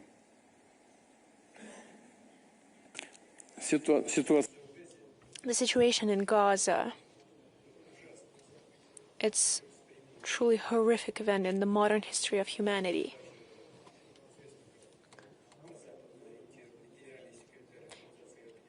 And it's even known how the Western-oriented UN General Secretary Guterres said that it has turned into the largest children's cemetery in the world. What could be more tragic or sadder? As for the President Trump's proposal on Gaza,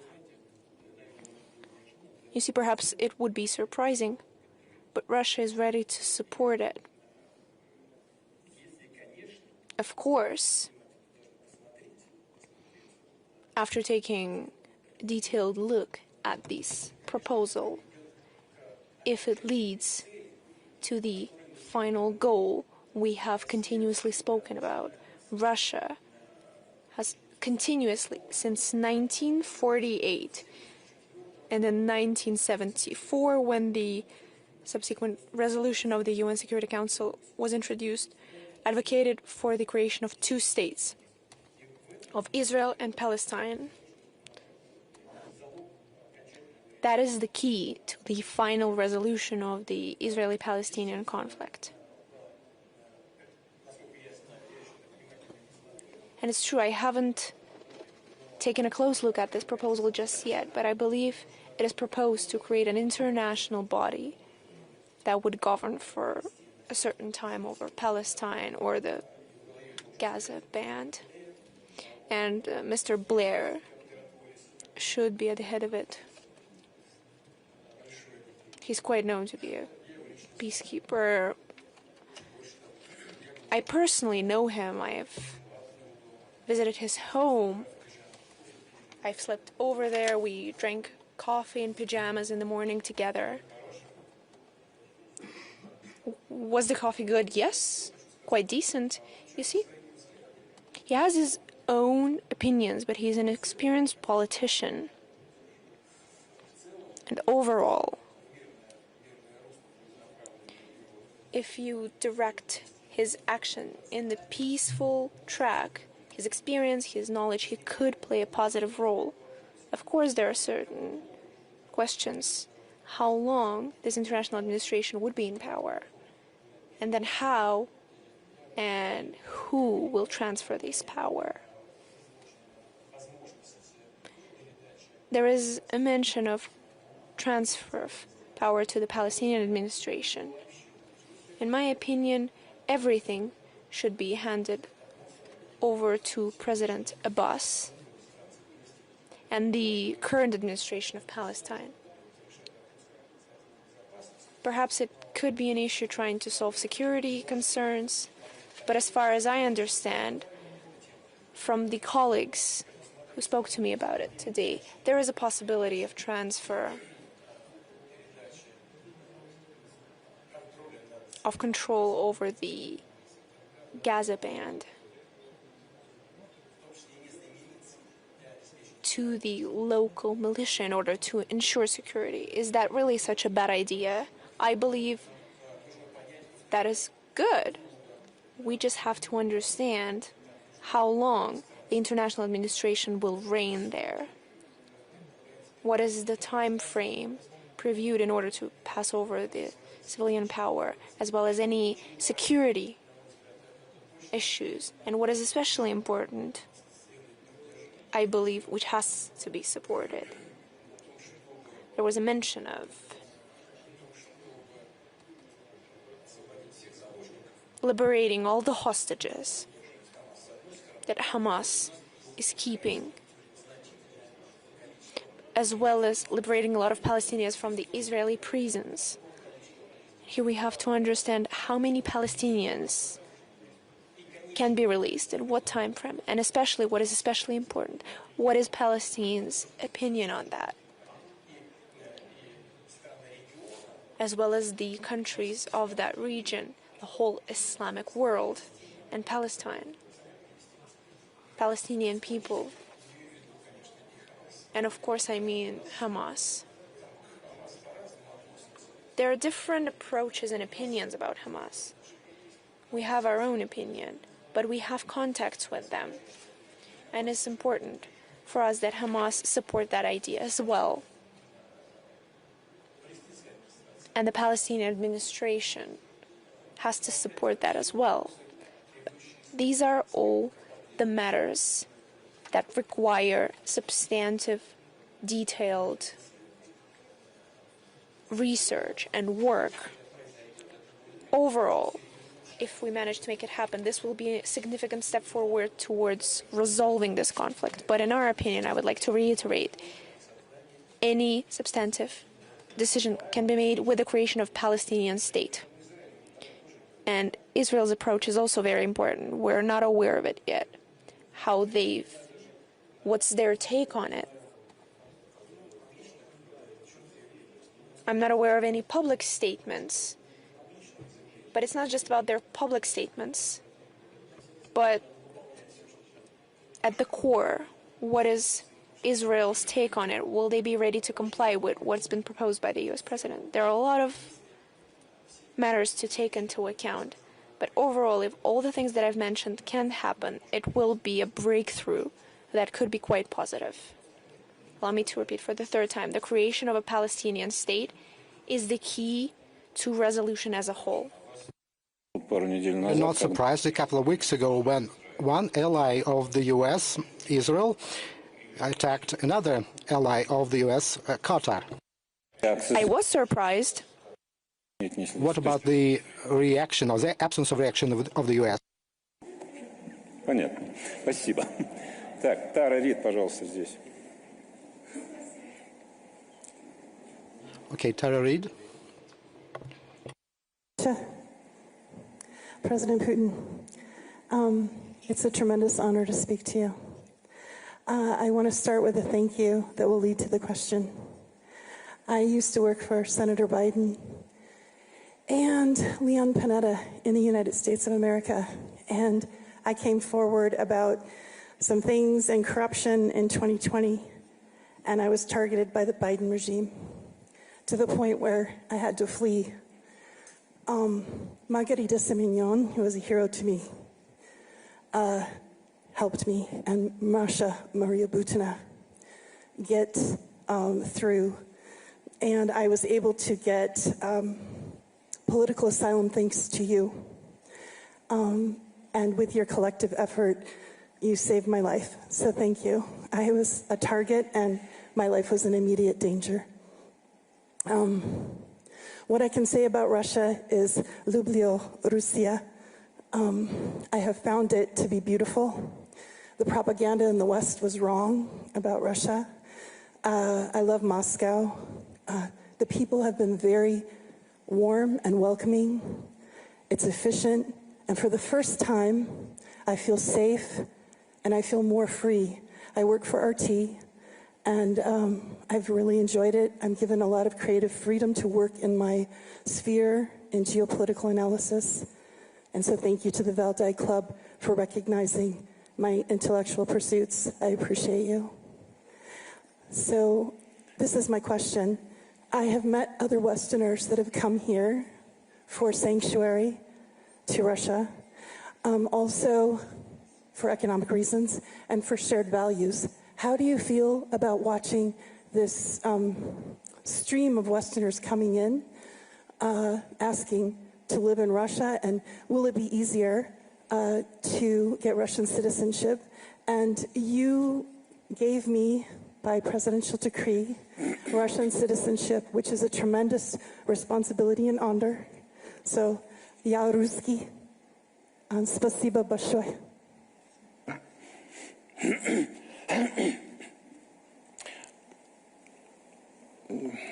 Вы сказали о... You've mentioned common values and how we treat people who come from different countries wanting to live here, who share these common values with us. You see, in our political culture, there have been a lot of good, a lot of questionable, and the identification document of citizens of the Russian Empire, there was no such field as nationality.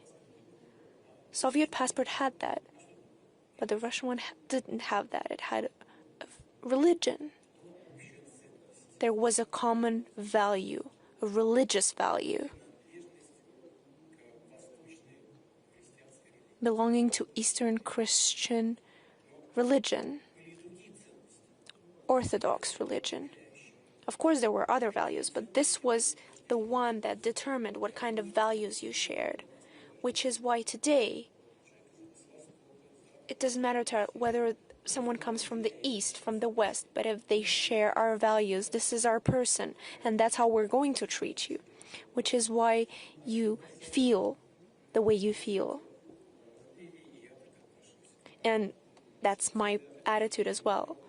As for any legal administrative procedures, we have taken decisions that facilitate the chances for those who want to tie their lives, whether it's for a few years, facilitate the process that lowers the barriers for them. It's not that we see a huge inflow, but hundreds of thousands of people, or I believe we've received 2,000 applications, 1,800, and this inflow continues. And it's not just for political reasons, but for values, mostly from European countries. Their gender terrorism that they're conducting towards children. Not a lot of people can tolerate it, so they're trying to find safe havens, and they find themselves here, and we will continue to support them as far as we can. You've also mentioned, I've taken note, I love Russia. You and I have a lot of common. You said I love Moscow, and we have a lot of common because I love Moscow as well. So let's operate on that. For someone born in St. Petersburg, that's worth a lot. That's a revolutionary event. Mr. President, to follow up on that question, a couple of months ago, there was this really unique piece of news that at the front lines of the special military operation in Donbass, an American citizen perished who fought on our side, Michael Gloss, who was the son of the deputy head of the CIA. An American already attracts attention, especially from such a family. Were you aware of him prior to when it has become known publicly? No, I was not aware of it. I found out when there was a draft decree on him acquiring a medal for bravery. And I will be very frank, I was quite surprised. He had complicated parents. His mother is the acting deputy of the investigative branch of the U.S. His father is the retired Navy officer in charge of one of the largest companies supplying Pentagon. So it's not your usual family. I was not aware of any of that. But you see, a colleague was just speaking about her points of view, how she found herself here, and he found himself here for the very same reasons. When he tried to enter the university, his parents were not aware. He came to Turkey, then he came to Moscow. He came to the inscription office, and he says that he shares the same values as Russia. Human rights, person's right to his own language, to his own religion. He advocates for human rights. And Russia fights for the very same values. And he's ready, and he wants to fight for those values with an arm in his hands. He received special preparation. He wasn't just inscripted in the armed forces, but in the elite branch of armed forces, in the air defense forces. Of course, they're all fighters. He was fighting at the forefront. And he fought courageously. He was heavily wounded. he received a strike wound together with his friend in battle.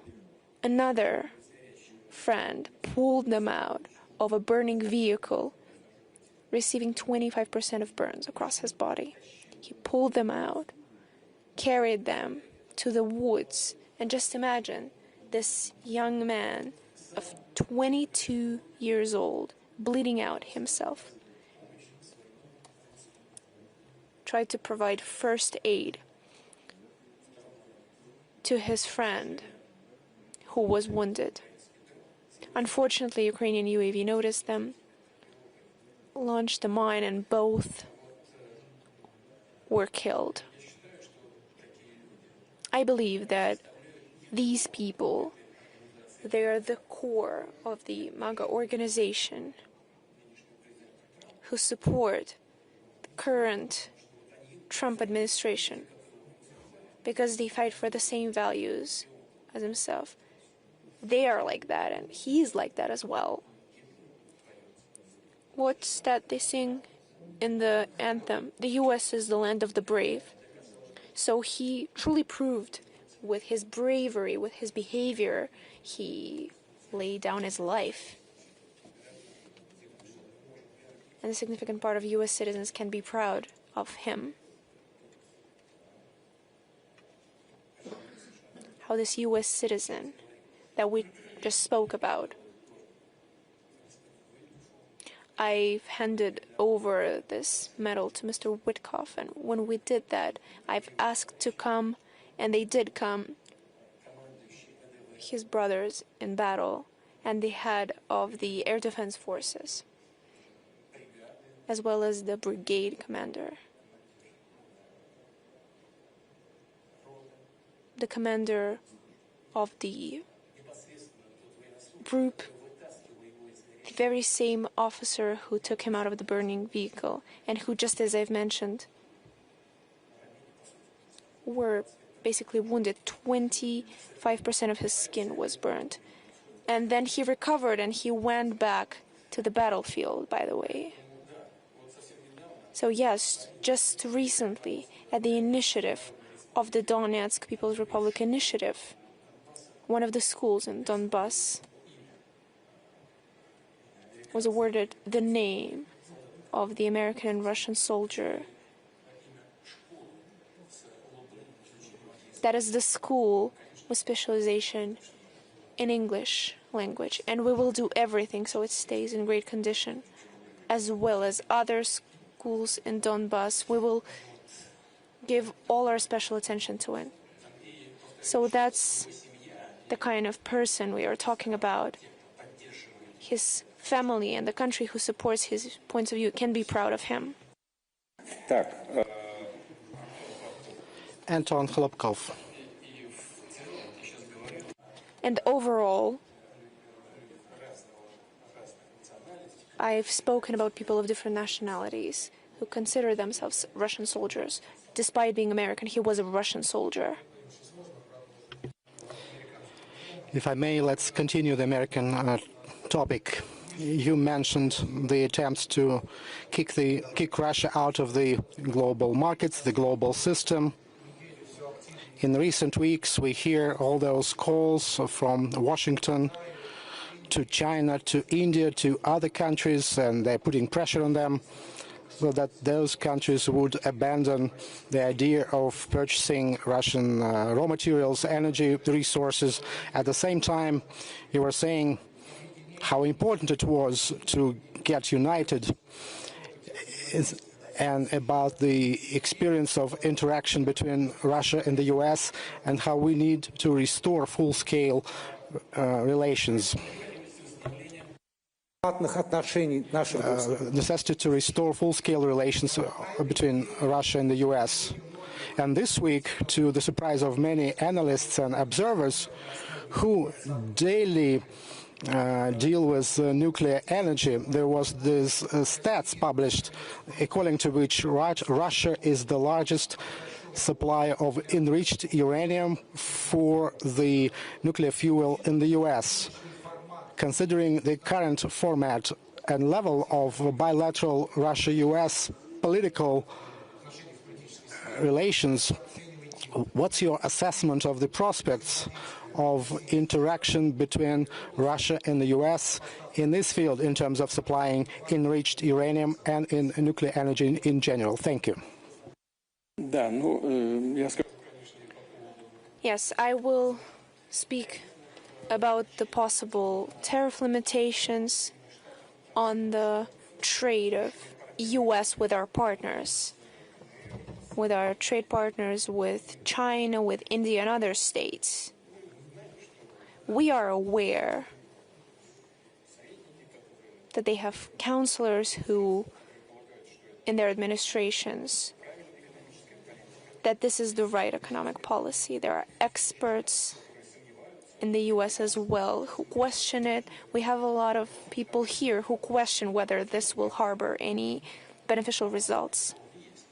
What is the root of the problem? And there is a problem. For example, let's imagine there are higher tariffs on the goods from those countries that Russia sells energy carriers to, oil and gas. What will this lead to? For example, Chinese goods will be less present, and then prices will go up on these goods on the US market. Or these goods will flow via third countries, and once again, prices will go up because of the deficit, and the logistics will cost more. If this happens, if the price is ramped up, the Federal Reserve will have to maintain the interest rates flat or up them to deter the inflation, and this will result in the deceleration of the American economy. It's not about politics, it's like a pure economic reckoning, and many of our economists believe it's going to happen. Same refers to India and goods manufactured there. It's the same as with China. So for the United States, the benefit is not obvious, and for the countries against which the threat was voiced, like for India, if India stops buying our energy, damage will be inflicted upon them, like to $9 to $10 billion if they decline to buy energy from us. If not, high duties will be imposed on them, and once again, damage will be there. Well, the same amount of damage, and why then decline to buy Russian energy to actually sustain political risks? And the Indian people will look at what decisions are made by the political leadership and never accept any humiliation before anyone. And also I know Prime Minister Modi, he will never take any steps of the kind. So economy-wise, there is no point in it. With respect to uranium, well, it is actually kind of type of fuel. This is also type of energy for nuclear power plants. And in this case, a nuclear power plant is no different from those coal firing or furnace oil firing, etc., to generate power. And the United States buys uranium from us. And you've asked, why does it buy uranium from us and bans others to buy our energy? The answer is simple, and it was given back in the times of the Roman Empire, We all know the phrase, quod licet Jovi, non licet bovi. What is allowed to Jupiter is not allowed to Bull. Neither China nor India, even if we recall that in India cow is sacred, they venerate the cow. No one wants to act as a bull. However, in Europe, many of the politicians want to act as a bull or a goat or a ram. Will not point fingers, but this is not about China. It's not the case of India or China or any other major powers or mid-sized nations who respect themselves and will not allow to be humiliated. Well, as regards trading in uranium, this continues, and the United States is the number one, I think, power in terms of nuclear generation. I don't remember the exact number. Probably they have 54 power plants, NPPs. But in the overall energy mix, it accounts for 18.7% only. I mean the nuclear power. We produce and generate less. We have fewer units, but in our energy mix it's also 18.5%, roughly the same proportion. But in the United States they have a well-developed nuclear power sector, and it requires a lot of fuel. We are not number one supplier. You said we are the biggest supplier. No, this is not true. The biggest supplier is an American-European company, I forget its name, supplying 60% of nuclear fuel to the American market. And Russia is number two, supplying around 25% of uranium. Last year, I cannot recall the exact numbers of supplies, but we earned around 750 or 60 million USD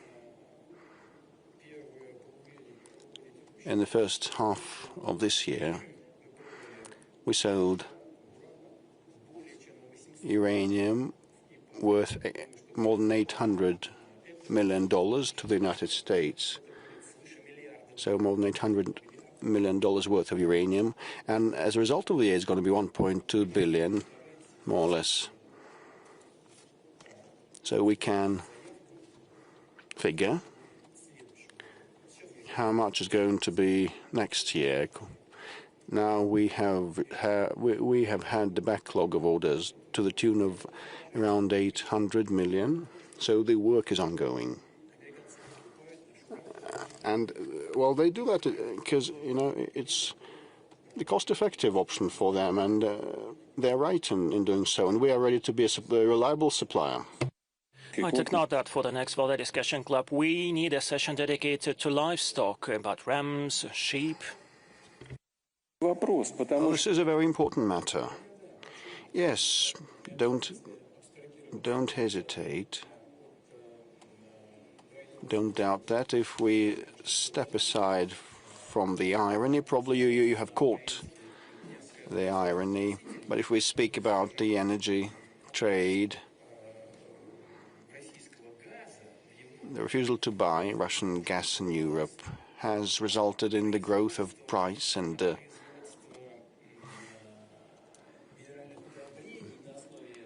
the gas-based fertilizers production has become non-profitable in Europe, and the enterprises closed down, and the price of the fertilizers has gone up, and that impacted the agriculture, and the food prices have gone up also, which reduced the living standards in Europe. This is why people take to the streets.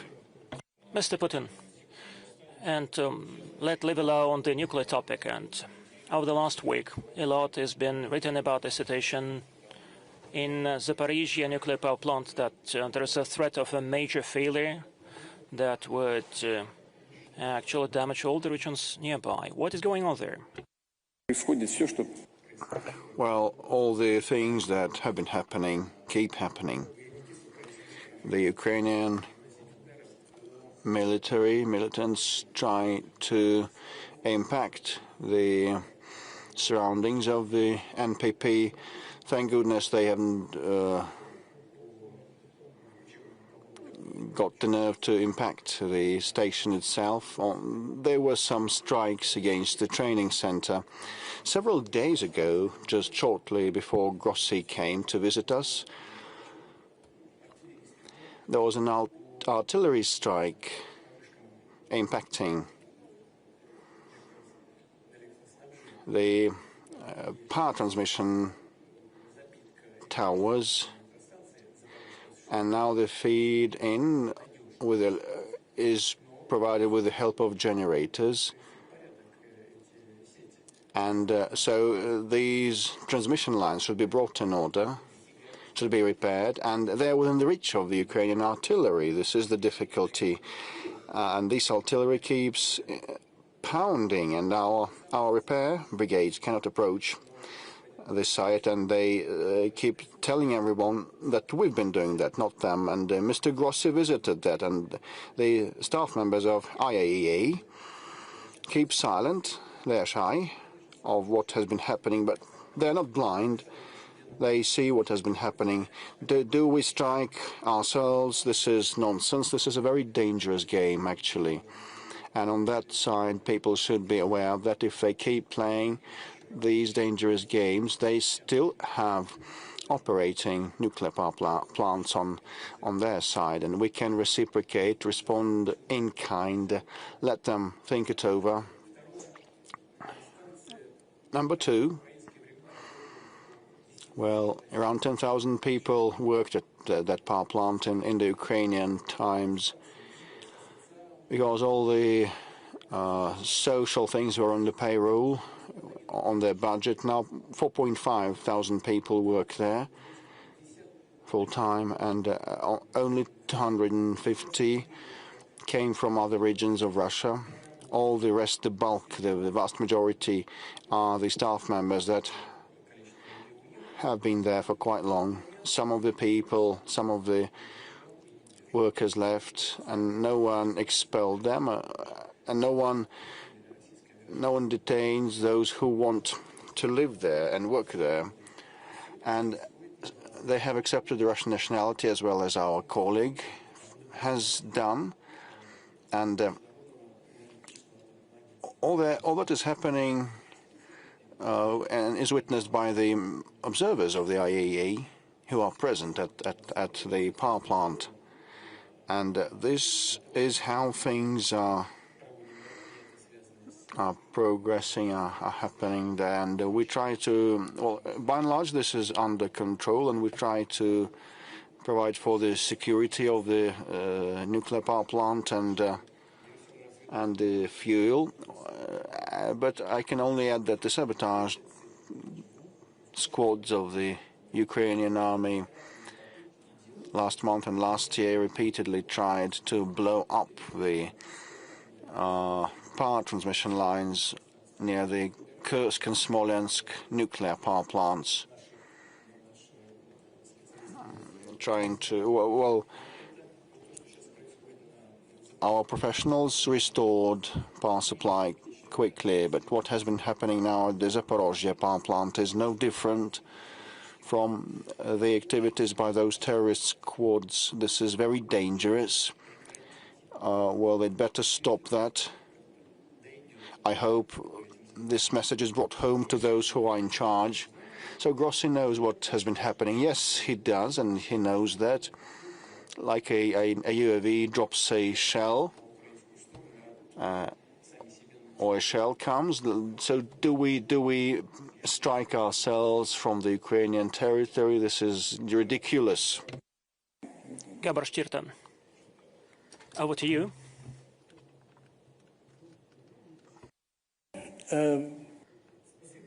Thank you so much, Mr. Putin. Thank you for sharing with us your Russian view and your personal view about the world, about the future world order and the current world order. I'm from Hungary, from the country that today very often is being said a black sheep of Europe.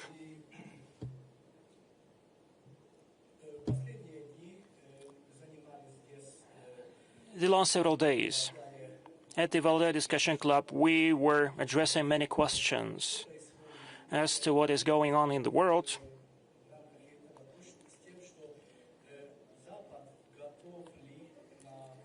We discussed it whether the West is prepared for such a rearrangement or restructuring, and what place it can take in the nascent world order. And by the way, we were speaking about the deplorable state of the European Union or Europe. I think, and many in Hungary share that point of view, and they ask what would happen to the European Union, because it is not clear whether the EU would stay, would remain, or will it collapse. Its future is not clear. Many believe that the last nails into the coffin of the EU would be driven by the integration of Ukraine. What do you think? Do you share that point of view that the EU now is in deep crisis? What is your attitude towards that situation? And speaking about whether Ukraine is going to accede to the European Union, recently you said that Russia is not against that. Many do not understand that. I understand that once Ukraine is accepted as a member of the EU, then the EU would become weaker, and a weak EU is beneficial for many. But if Europe is too weak, it would pose a risk, it would pose a threat for the Eurasian space. Second, the EU lately looks very much like NATO. If we look at how we treat the Ukrainian crisis, it becomes very clear. My point is that so the European Union fist in that fight would be Ukraine, it would be its ram, and once it becomes the member of the European Union, it would threaten Russia. What is your take on that? Well, first of all, the European Union originally, since the founders and the Commonwealth of Coal and Steel developed as an economic group. I said publicly already, but I will indulge in recalling once again that in 1993, together with the then mayor of St. Petersburg, Mr. Sobchak, I accompanied him, and he had a meeting with the then Chancellor, Federal Chancellor Kohl, and Kohl said if Europe wanted to preserve itself as one of the standalone centers of global civilization, it should act in concert with Europe, and Russia and the EU would be mutually complementary in a most powerful way.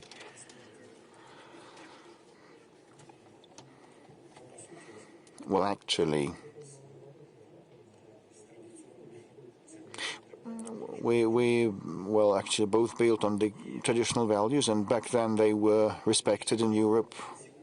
They held in high esteem in Europe, and with respect to today, just it's my general assessment. I have already made myself clear, and I have recalled Pushkin. Well, anyway, this is a very powerful group or alliance with huge potential and with a huge capability.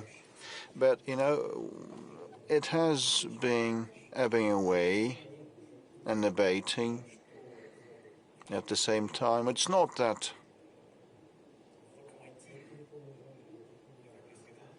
the main powerhouse of Europe, Germany, has been stagnating for a number of years, and it's projected that they will keep stagnating next year. It's not that the French economy has been faced with a great deal of challenges and fiscal deficits and the growing debt burden, but rather it's about the fact that them fundamental things that have to do with the European identity are fizzling out. This is the erosion from within. The uncontrolled migration flows erode them. You know better than me. Europe, whether Europe should be a union of nations or a quasi-state, it's none of our business. It's up to the Europeans to decide. But one way or another, they should have the underpinning values in place. If they disappear, Europe, that we love dearly, also would disappear. We have very many liberal people from the creative and intellectual communities, and these are the West lovers and advocates, and they believe that we should tilt towards the West. But even they have been telling me in private that the Europe that we cherished and loved dearly is gone. I will not call their names. They're very well-known people in this country. These are European intellectuals in the full sense of the word, and they stay half a year in Europe in a year, and the Europe that we loved and cherished is gone, they say. So this is because of the erosion of the underpinning values. If that keeps happening, well, Europe will gradually shrink and shrivel and lose its power, and the erosion of the foundation of values will give rise to the economic problems. If things go as they proceed, their sovereignty, values-based sovereignty, will be gone, will be lost, and the economic challenges crop up. We've just discussed that uranium, which is a type of energy. You may supply that to the United States, but you can't supply gas and oil to Europe. Why so? No, you can't. Because they have their own considerations. What kind of considerations? Unless they focus on their national interests, they can come up with dozens of arguments. But if they're guided by their own national interests and remain sovereign, they have no grounds. And once the sovereignty is lost, everything will collapse like a house of cards. Currently, some political forces are gaining momentum in Europe that cater to the national interests in France and Germany and Hungary, headed by Viktor Orban, who has been at helm for quite long. So I haven't been following their domestic political developments, but I'll bet the majority of the Hungarians want to remain Hungarians and will support Orban. Otherwise, they'll support von der Leyen if they don't want to remain Hungarians. So, if the forces that I've mentioned in Europe have been gathering pace, Europe will be revived, but that depends not on us but on Europe. Mr. President, you know, these days, off the shores of France, an oil-filling tanker was seized. They have demonstrated their sovereignty. So sooner or later, that is related to Russia, although the flag is different. This is piracy, filibusterism. Well, the tanker has been seized in neutral waters without any grounds. Probably they were seeking some military cargoes like the UAVs or other items. It had none and couldn't have had. And the tanker sailed under a third country flag, and there was an international crew. I'm not sure whether that was related to Russia, but you know, this fact has happened. And what is that, and is that important for France? Well, it is, depending. Well, given the very difficult domestic political situation, and the French political leadership can, in no other way, distract the attention of the people from the challenges that are hard to resolve inside the Republic. So this is why they want to pass the buck and move the focus to the borderline and egg on different countries like Russia and provoke us so that we act actively and tell the French people, join me and close ranks around me. I'll lead you to victory like Napoleon. But actually, this is the gist of it. I believe you've been too kind towards the President of France. You know, I do it gladly.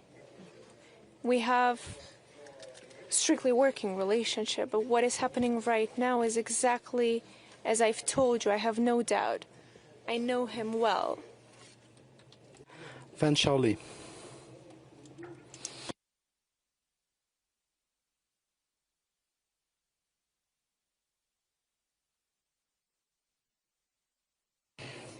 From the Center of Russian Studies in Shanghai. Mr. President, I'm really glad to see you once again. I totally agree with you, with your point of view. We need to get back to classical diplomatic approaches. It's time. But in recent month and a half,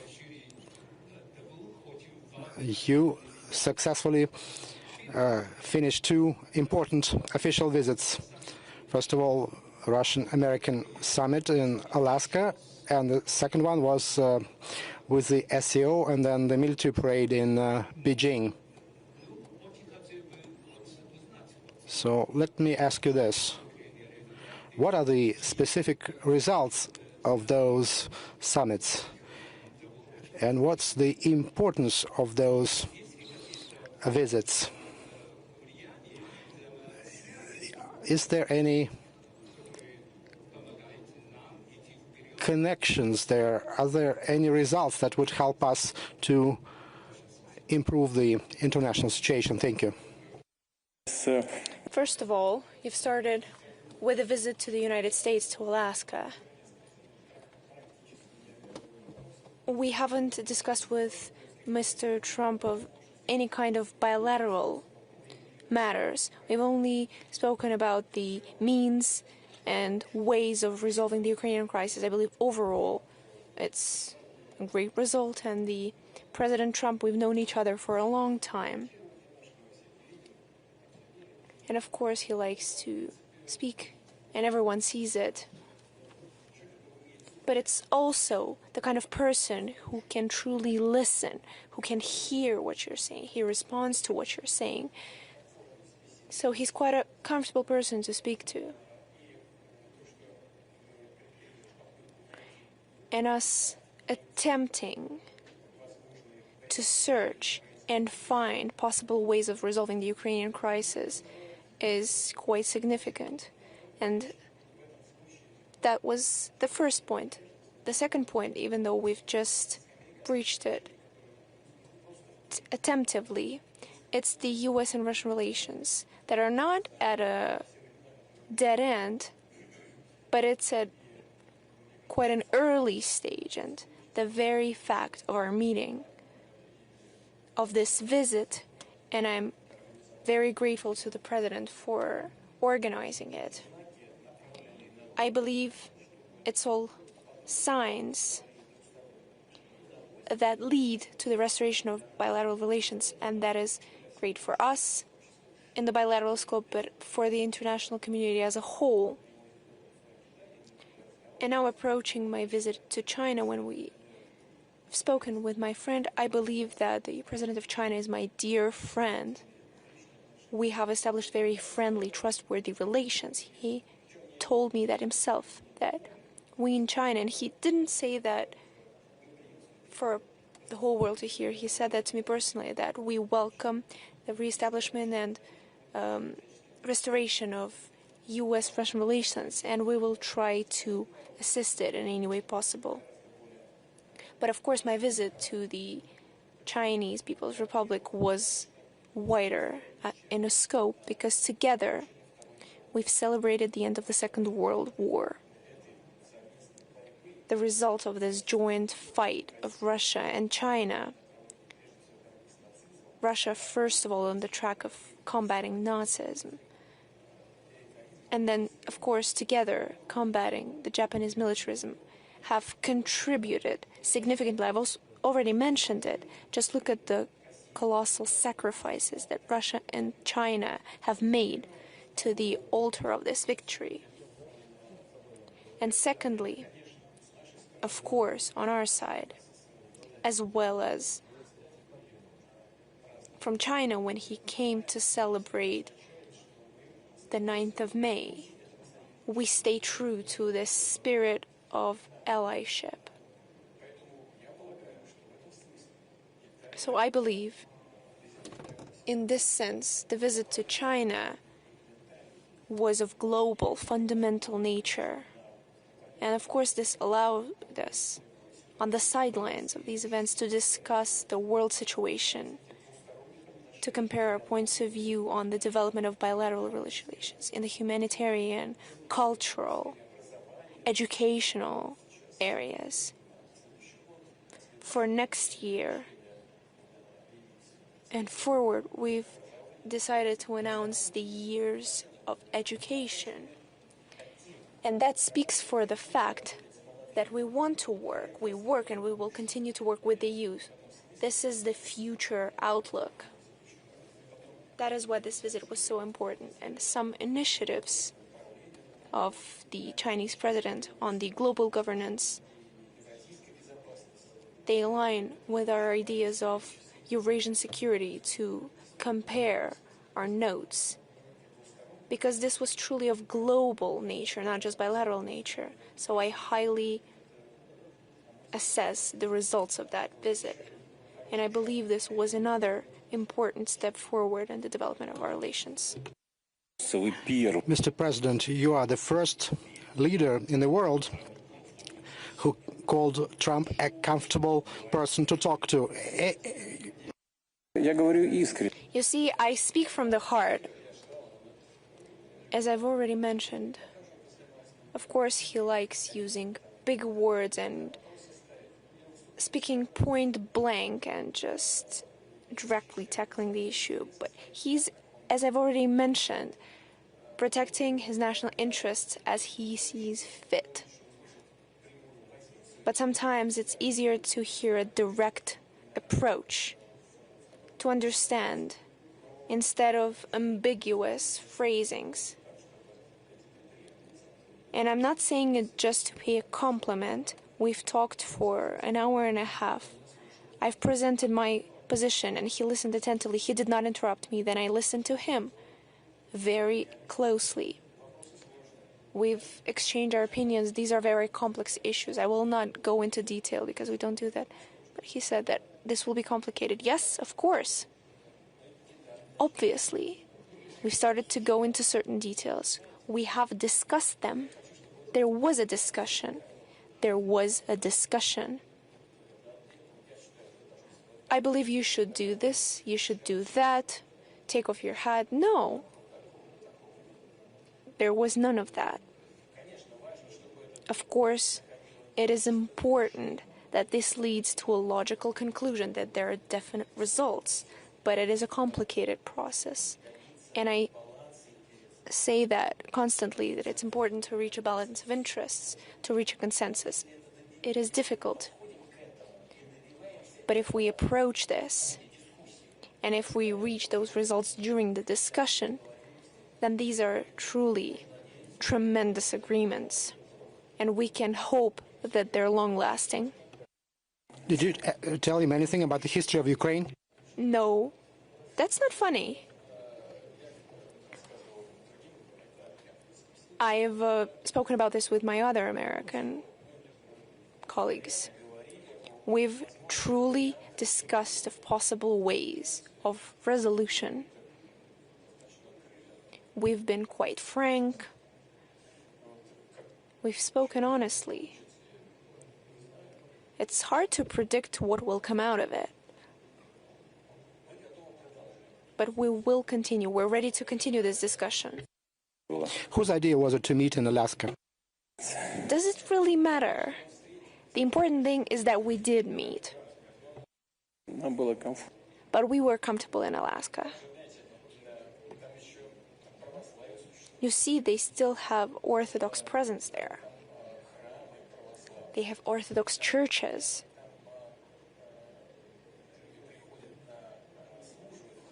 People come to services, and the services are delivered in English. And for certain commemorative events, once that English service is over, the father, just addressing the Russian community, says the word, "I congratulate you," in Russian, and everyone responds in Russian as well. It's a true testament. Mr. President, you mentioned economic sanctions against Russia. There is an unprecedented number of them. You just spoke about Orthodox churches and our patriarch, Cyril. Also, there were sanctions imposed against him. Our economy survived. It showed that it was quite resistant as it comes to sanctions, and our friends and our opponents were surprised at the resilience of our economy. We'll have to live with sanctions for decades, if not more. How would you assess their impact on our economy, and what do we need to do to make sure our economy is resilient in the long run? It's true, I've mentioned it in my address.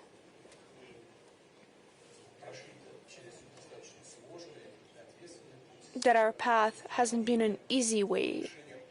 It has been a responsible one. We've tried to raise the level of our independence and sovereignty, of economic sovereignty, financial sovereignty. What have we done? First of all, we have significantly changed our main trade partners.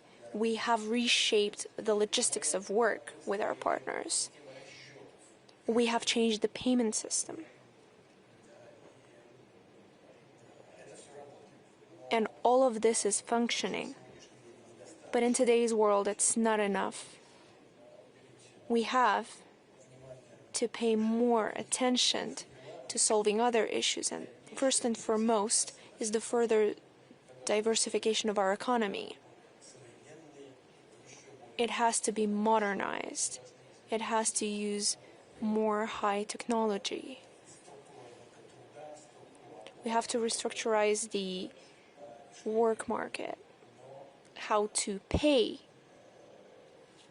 all of these workers. We have to use more high technology. We have to raise the effectiveness of that work. And it means that higher salaries paid to higher qualified personnel, but we also have paid more attention to those who earn less, because people who earn less, who earn more, they spend more money on domestic products, which means the growth for our local markets. Of course, we can reinforce our financial system. And here it's important to achieve two results. First of all, we need to continue reinforcing our macroeconomic stability, lowering the inflation. But at the same time, we need to preserve the positive speed of economic growth. We've achieved 4.3%, which is much larger than international figures. But at the end of last year, we've said that in order to defeat the inflation, we have to unfortunately sacrifice the record-setting growth rate, which is why the central bank lowered the key rate, which affects the economy.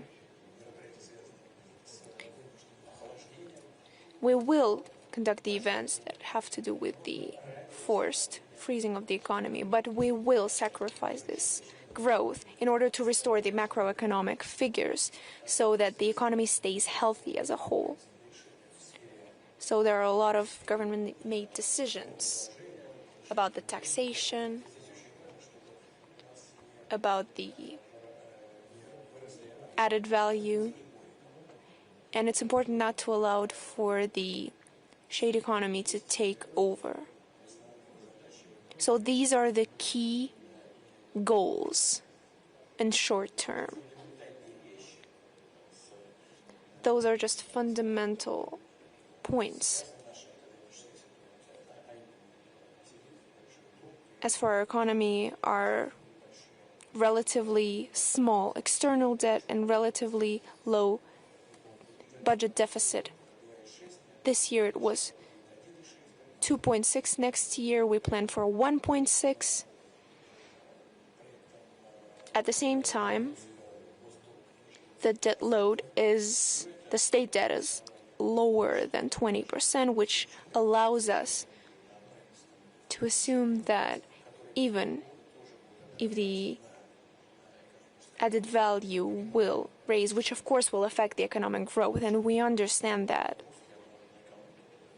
because all the taxation affects the economy, but this will also allow us to find a better balance for the central bank when it comes to dealing with economic issues with key rate, but also for the government when it comes to expenditure budget, when they set their own parameters, creating conditions for further development. So all of this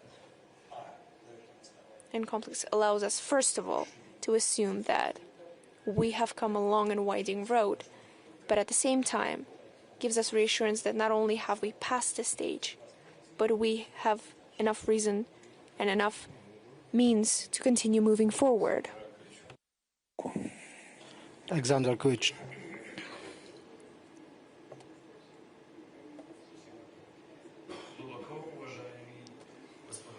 Mr. President, my name is Alexander Akovic. I'm a historian from Serbia, Belgrade. And my question is as follows. What do you think about the attempts to stage colored revolution in Serbia? I agree with President Vučić, but our secret services confirm that certain Western centers take attempts to organize these color revolution in Serbia. You see, there are always people, especially young people, who don't understand much about current issues, who don't know enough of history of these issues and the consequences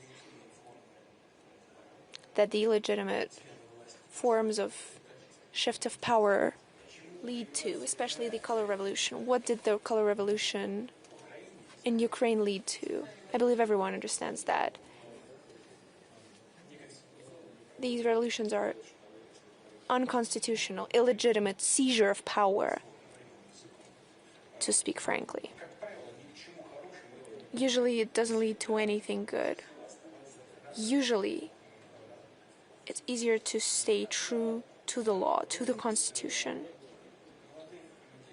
As for the effect on the youth, it's usually the easiest ways to affect the minds of the youth, which is why I've spoken about our young girls and young guys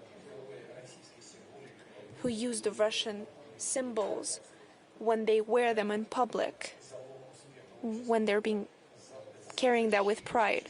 This is the basis of the self-identity and the protection from the external pressure. And the youth in Serbia, even those who go outside, they're patriots at their core. And it's important to continue dialogue with them. They should never forget how much suffering the Serbian people have gone through before the First World War, during the First World War, after that, ahead of the Second and during the Second World War.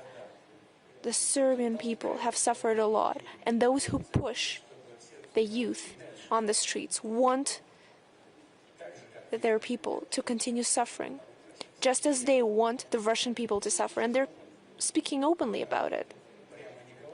Perhaps they're not being open about it in Serbia, but that's probably what they're thinking.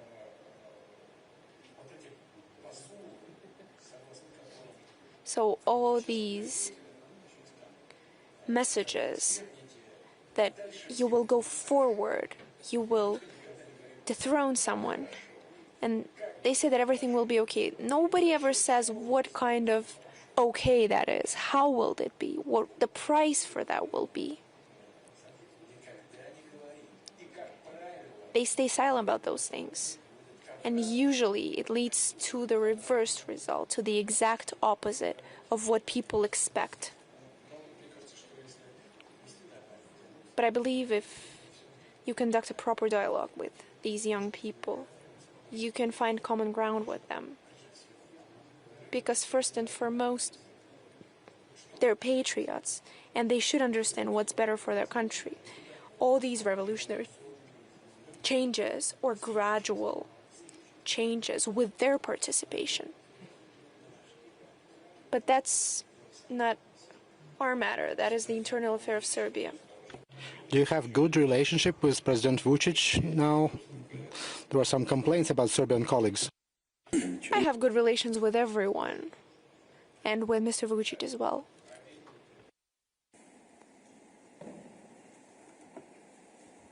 Здравствуйте, Владимир Владимирович. Меня зовут Адиль Калкин. Mr. Putin, my name is Adil Kilkenov. I'm a doctoral student of the Beijing University of Language and Culture. Let me go back to your visit to China.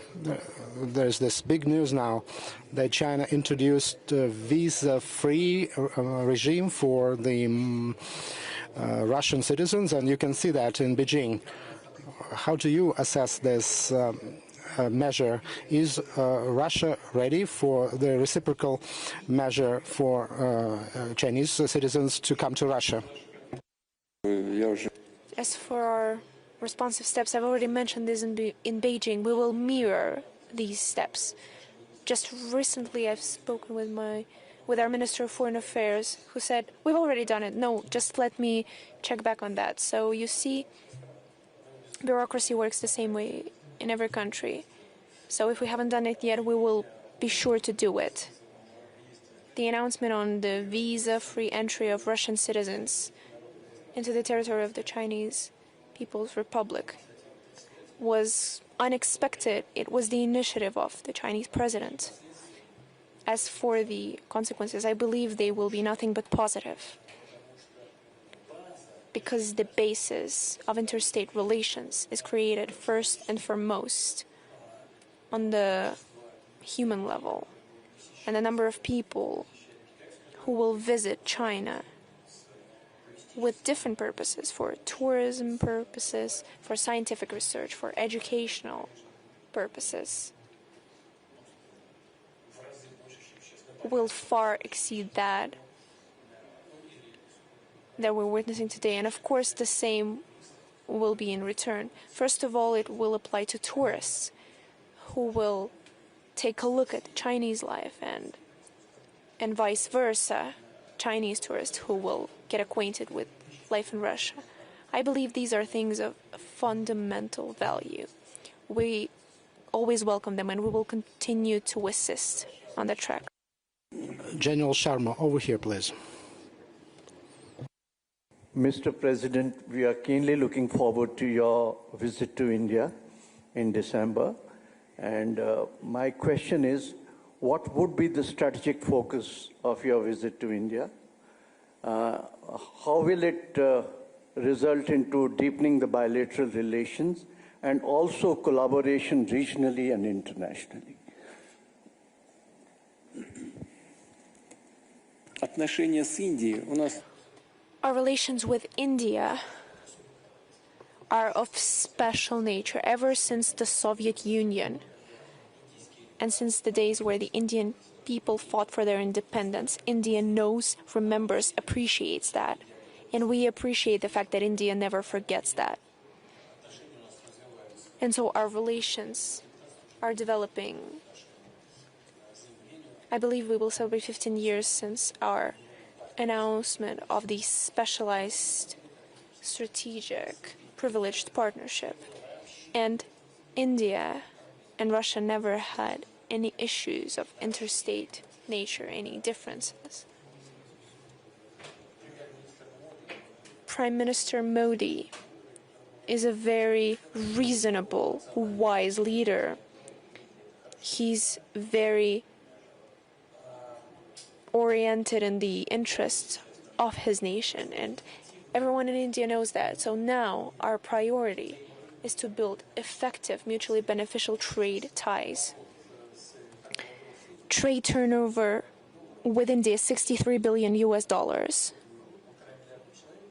So 1.5 billion people live in India, and in Belarus there are 10. And with Belarus we have $50 billion US and 63 with India. I believe this doesn't lie with our potential, with our capabilities. So we have to resolve a number of matters so that we can unblock our full potential. And first and foremost, we have to deal with the logistics. Second of all, we need to deal with the financing, with the payments. And there is room for work, and there are opportunities for that.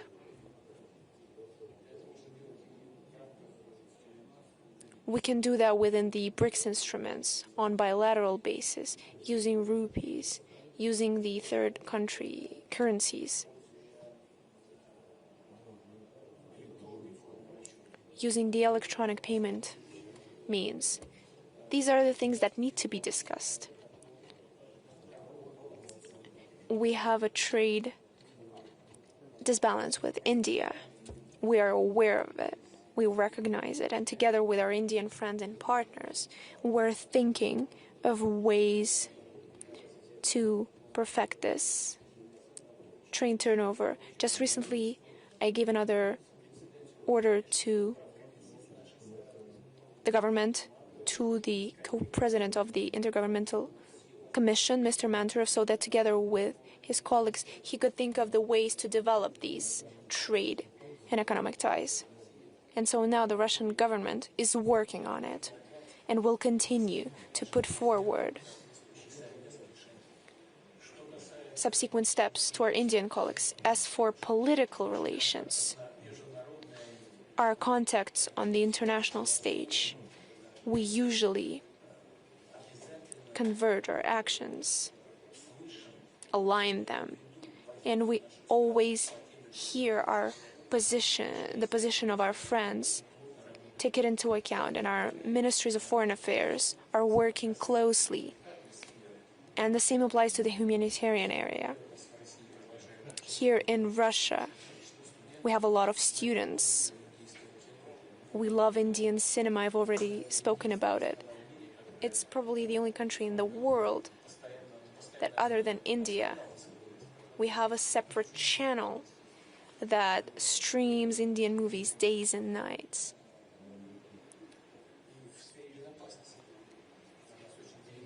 And we also have very trustworthy relations in the security area. Joint production of very modern perspective types of arms, which once again underscores the kind of trust that's been built between our countries. And I also am looking forward to my trip in early December, and I highly await my meeting with my dear friend, with our trustworthy partner, with Prime Minister Modi. Thank you. Anatol Livin over here. Craft in Washington. Thank you very much, Mr. President, for coming to see us. Recently, there has been public discussion in the West of two serious potential escalations. The supply of Tomahawk cruise missiles to Ukraine and the potential seizure of ships with Russian cargoes on the high seas, not just in ports and territorial waters. Could you give us your view of the dangers of this and perhaps say something about how Russia would respond? Thank you.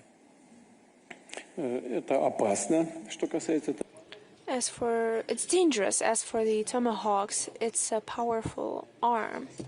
Perhaps not the most modernized, but it's powerful.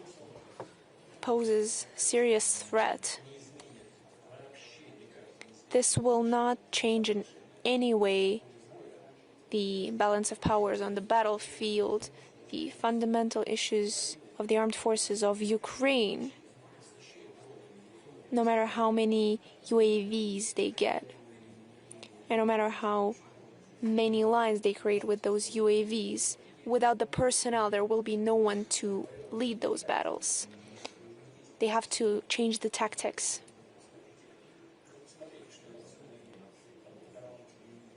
Just look at what they're showing on the TV screens about how our troops are moving. 2-3 people, but they're moving. RAP is working, so they'll continue step by step to move forward. Yes, of course there has been damage, but the Russian air defense systems have adjusted, have started striking them down. Can Tomahawks inflict damage? Yes, but we will continue to strike them down. We will continue to perfect our systems. Will this pose damage to our relations? Where we see light at the end of the tunnel, of course. Of course. Using Tomahawks without direct involvement of the US officers is impossible. Which means a brand new stage of escalation, even in the relations between Russia and the US. As for the seizure of ships, that's not good. That's piracy. What do we do with pirates? They have to be destroyed. There is no other way to deal with them. But it doesn't mean that overnight a war will start in the world ocean, but the risk of clash and confrontation will arise. At the example of the French Republic, I believe that is what will happen, that is what's happening. This mudding of waters and this stirring up of the situation and this continuing of rising level of escalation is nothing but an attempt to distract the attention of their citizens from the growing issues inside those countries. And that is what they're attempting to do. They are awaiting a response from our side. It immediately changes the track of political attention. SOS, we're being attacked. Who is attacking us? Russia. Everyone should stand strong together in order to unite against this common enemy. That is their common goal. And the citizens of those countries should be aware that that is the goal. They want to lead them astray, trying to avert them away from protests, especially on the streets. but at the same time to suppress their civic activity and to stay in power. But the citizens of these countries should understand that this is a high-risk game. They're being pushed on the path of escalation as well as large-scale armed conflicts. I wouldn't do it. Mr. Putin, you are setting Europe as an example as actually using the external threats for the internal consolidation. But in the United States, quite recently, we saw some high-profile assassination that has been perceived as an internal conflict aimed to polarize the society. Do they need the external threat in order to address that problem? Well, you know, this is a disgusting thing, and moreover, it was done just in the open air, almost a live show, and it was totally disgusting and certainly I'd like to render my condolences to the family of Mr. Kirk and his next of kin, and certainly we sympathize with him. Moreover,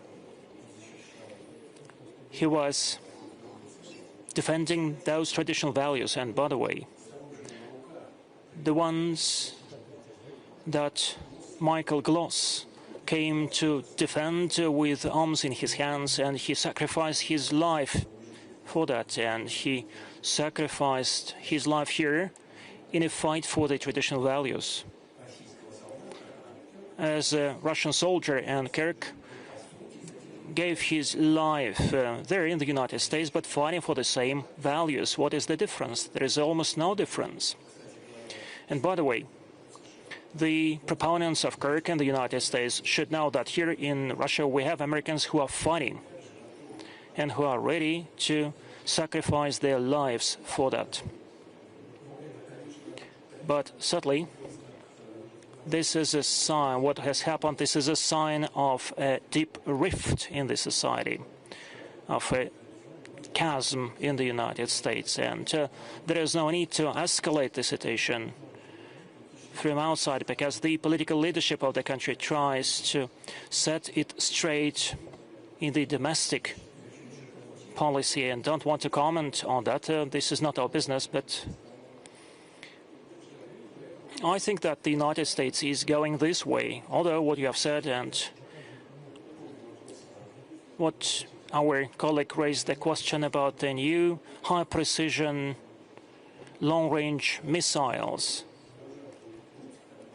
This is another way to distract the attention from the domestic problems. But at least what I see, still the United States leadership, the US administration actually is more inclined to pursue a different policy, focusing more on achieving national development goals the way they understand it. Thank you so much. Glenn Dissent.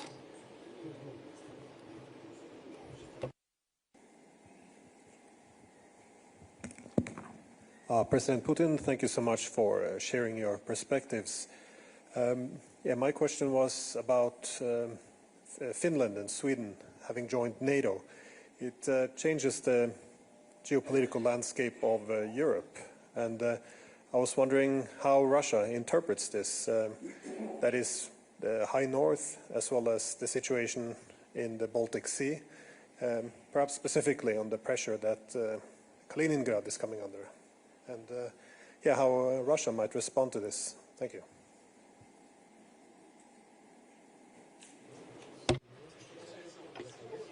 As for the fleet, I've already mentioned that this could lead to conflict. I would not like to go into details and to give food to those who await our radical discussion.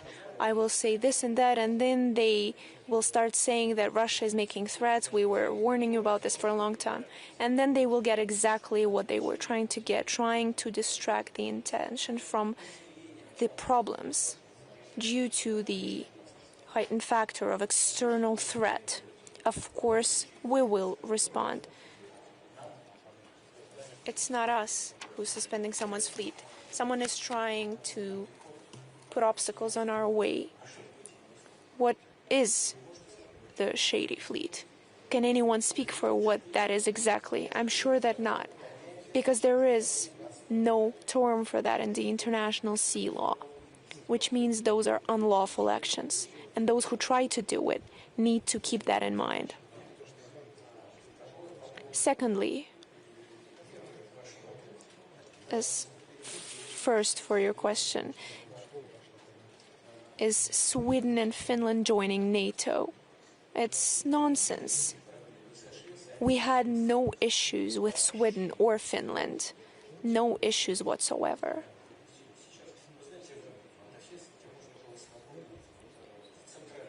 In Helsinki, you could pay in rubles in any store. People would go into the store and use rubles to pay. In the border regions, they had signs in Russian. They were employing people to work in hotels and shopping malls, people who spoke Russian, because there were a lot of tourists. A lot of our citizens bought houses there. And perhaps some of these countries got a suspicion, or they were afraid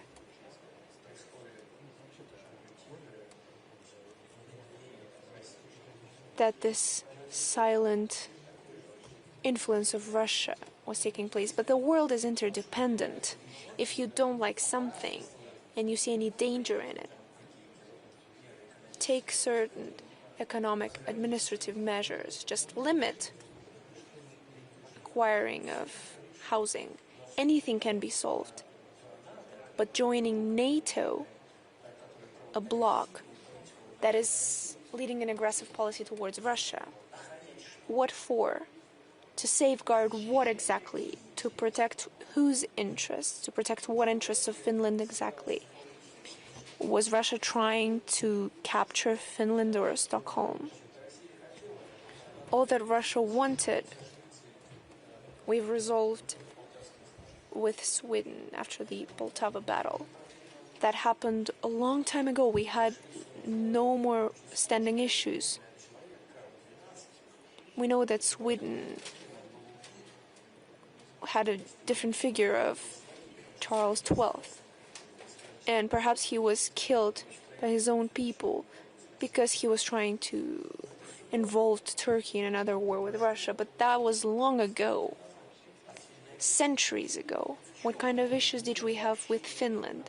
There were no issues. Everything was resolved. All the agreements were signed following the Second World War. So what was the purpose? Were they trying to benefit from the strategic defeat of Russia?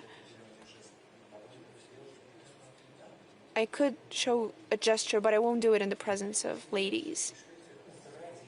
Finland and Sweden have lost the advantage of neutral status. These negotiations on the possible resolution of Ukrainian crisis, Helsinki Act, why did it right? Why was it called? Because it used to be a neutral country. It was a comfortable spot for meetup. And now who exactly will go to Helsinki? Mr. Stubb. Donald has that. He is good at golf. Okay, that's nice, but it's not enough.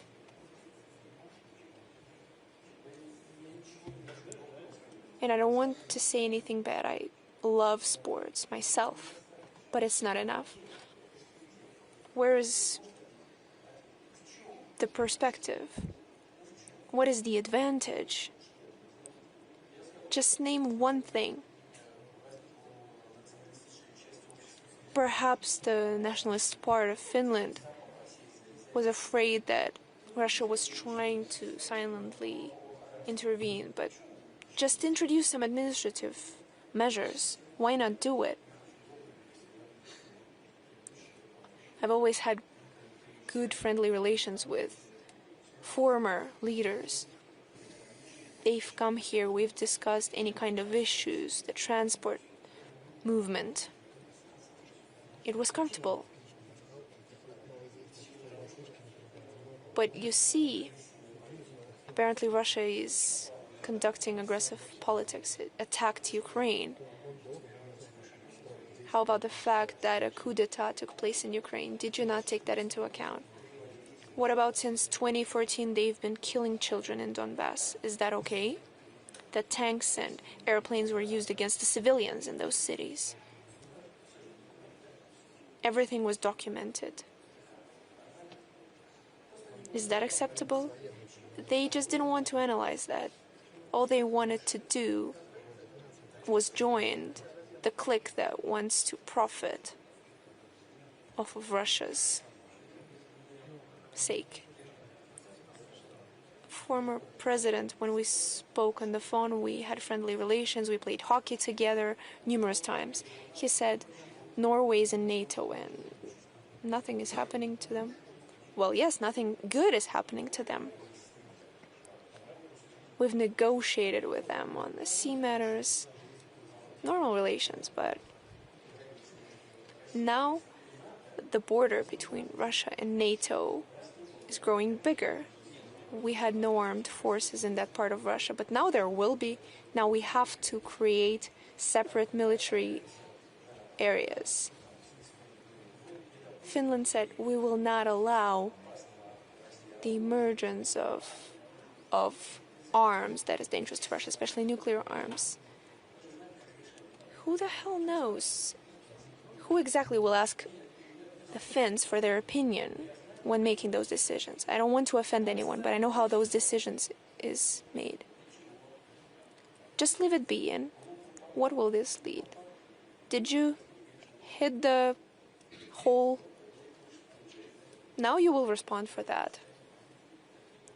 So let's station the complexes over there. They will be responsible for this and that. What is the point? Now they're mentioning our aircrafts not using transponder over the Baltic Sea. I have noticed when I visited Helsinki that NATO airplanes never used transponders. And then the Finnish president said, well, let's agree that everyone should use them. Russia agrees.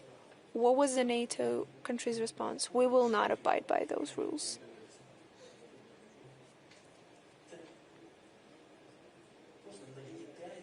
This is nothing but the stirring up over another region in the world. And they're threatening the very stability, the military strategic stability in those regions.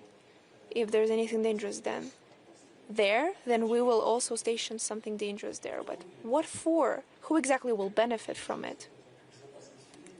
Will Finnish security or Swedish security benefit from it? Not at all. So of course we will continue working. If they want to restore relations, we have no objections. But the situation has changed.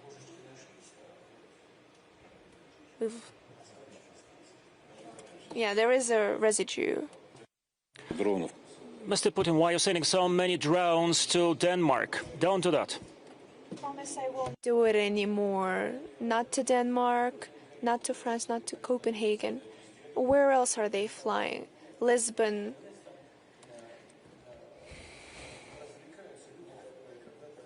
People are entertaining themselves, and they used to entertain themselves about the UAV, about the unidentified flying vehicles, about the UVFs.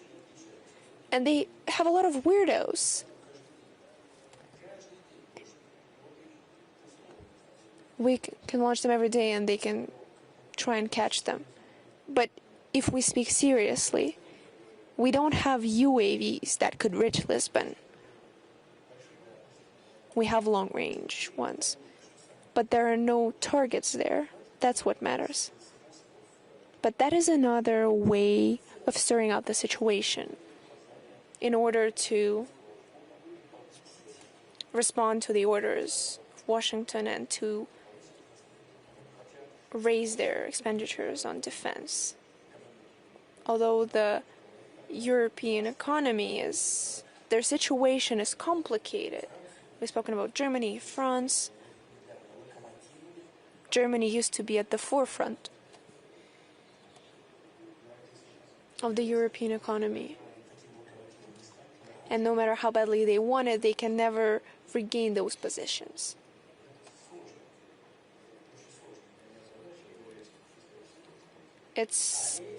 In short term, it's very complicated, and other countries are losing their positions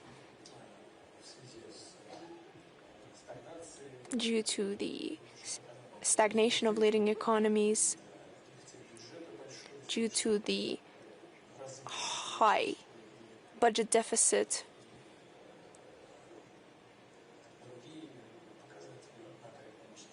and other macroeconomic figures.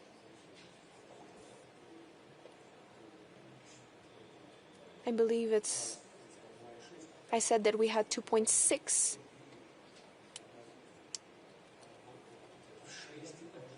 Theirs is 4 or 6 times. So in order to distract the attention from these substantive, deep issues, they try to stir up waters. I think that you have scared Portugal, Lisbon, and actually the situation there is very dire. Well, it was a joke. By the way, it was a joke.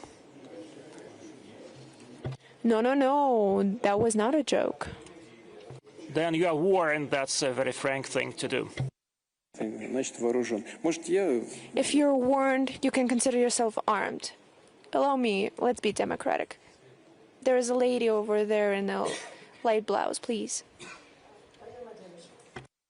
Mr. Putin, a few words about the aggression and the global majority. Several times you remembered how BRICS was set up and what is going on there, and what BRICS is trying to achieve. And yet, we hear from our Western colleagues, experts, that BRICS, this is a very aggressive entity. Although we and every country individually, we keep saying that our agenda is positive. And we prove to the opposite by all our actions. But nevertheless, still Kazan has been remembered.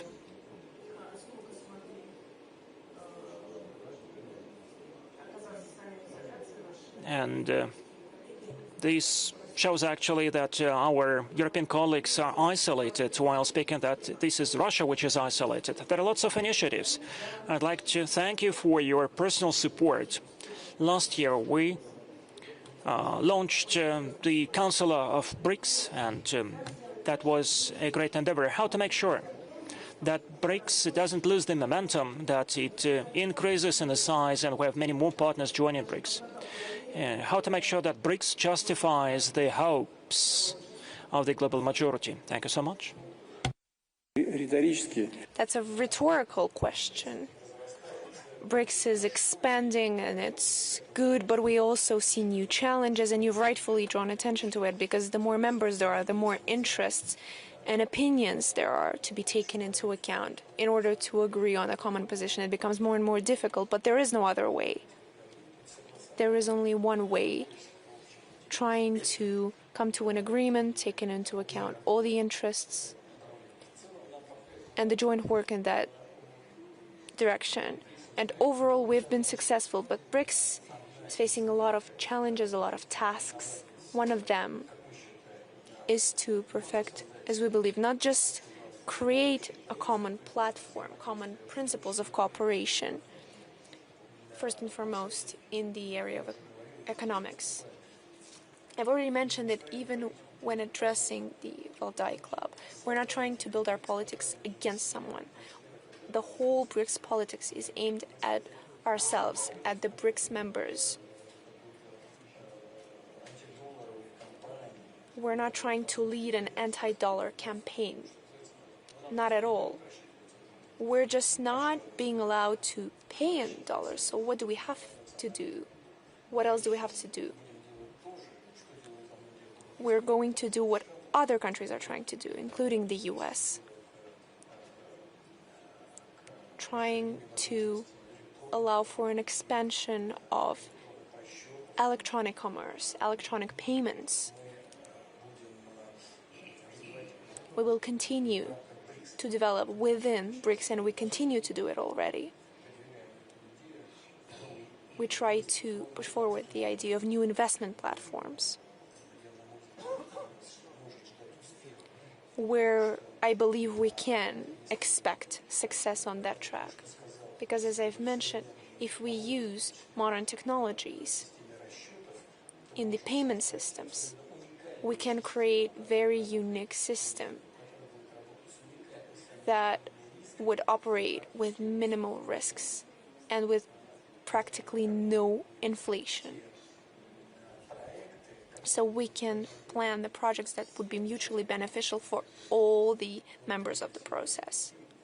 But first and foremost, to those where these projects are implemented, and first and foremost, we would like to do it on the fast-growing markets of Africa, South Asia, and they will grow very fastly.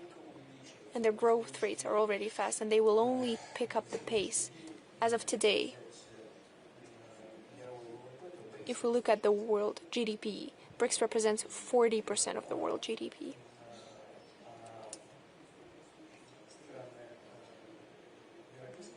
As for the European Union countries, I can only say that it's 23%, and the US is 20%. And that pace is picking up. So the G7 countries 7 years ago and right now, and this tendency continues. And what do we want to do? We want to join this track of development, and together with the major BRICS countries to work on these markets. In Africa, I believe great future awaits them as well. So countries that count 100 million people and more, very rich, South Asia, Southeastern Asia, there are great perspectives of development for humanity. And their countries will strive for the general level of life of these citizens continues to grow, trying to reach that of the states where it's already high today. So it's inevitably going to be a fight to achieve these results. And we want to join this joint positive work. So what about it is aggressive? I believe it's just a stress-induced reaction to our success, as well as a reaction to the further growth of competitors in the world economic affairs. Please, over there, this Mr. raised his hand. Please. For that very comprehensive presentation, and I think you have answered many of our questions and also cleared doubts. And listening these things from you directly is very, very useful to us, and I want to thank Valdai for giving this opportunity. You mentioned about your forthcoming visit to India, and you also mentioned some projects and some initiatives that might be taken. But I want to refer to one area, and which is the possibilities of cooperation in high technology, emerging technologies. I believe that there is a need for some special focus and special initiatives to enhance our cooperation, deepen our cooperation in artificial intelligence, cyber, and other areas. So would you be thinking of some special steps, like, for instance, setting up a India-Russia technology fund to promote such cooperation? Because unless there is a impetus at the highest levels, these cooperation will take some time. So that is my first question. My second question is that you have also today also spoken about civilization and culture and its importance. In earlier meetings also here you have emphasized this. If you could kindly elaborate, what is the role of civilization and culture in contemporary international politics? Do you see civilizations as bringing cooperation among civilizations possible and bringing stability? Or do you see there are possibilities of clash of civilizations also, as has been predicted by some other scholars some years ago? Thank you very much.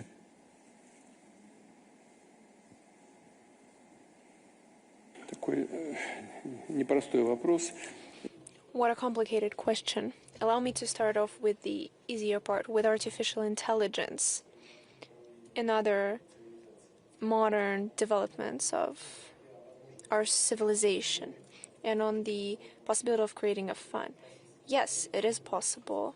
I've already said that I've asked the Russian government and the Vice Prime Minister to think of a proposal to our Indian friends and colleagues as for where we see the most prospective areas of cooperation, how we could fix that disbalance in trade.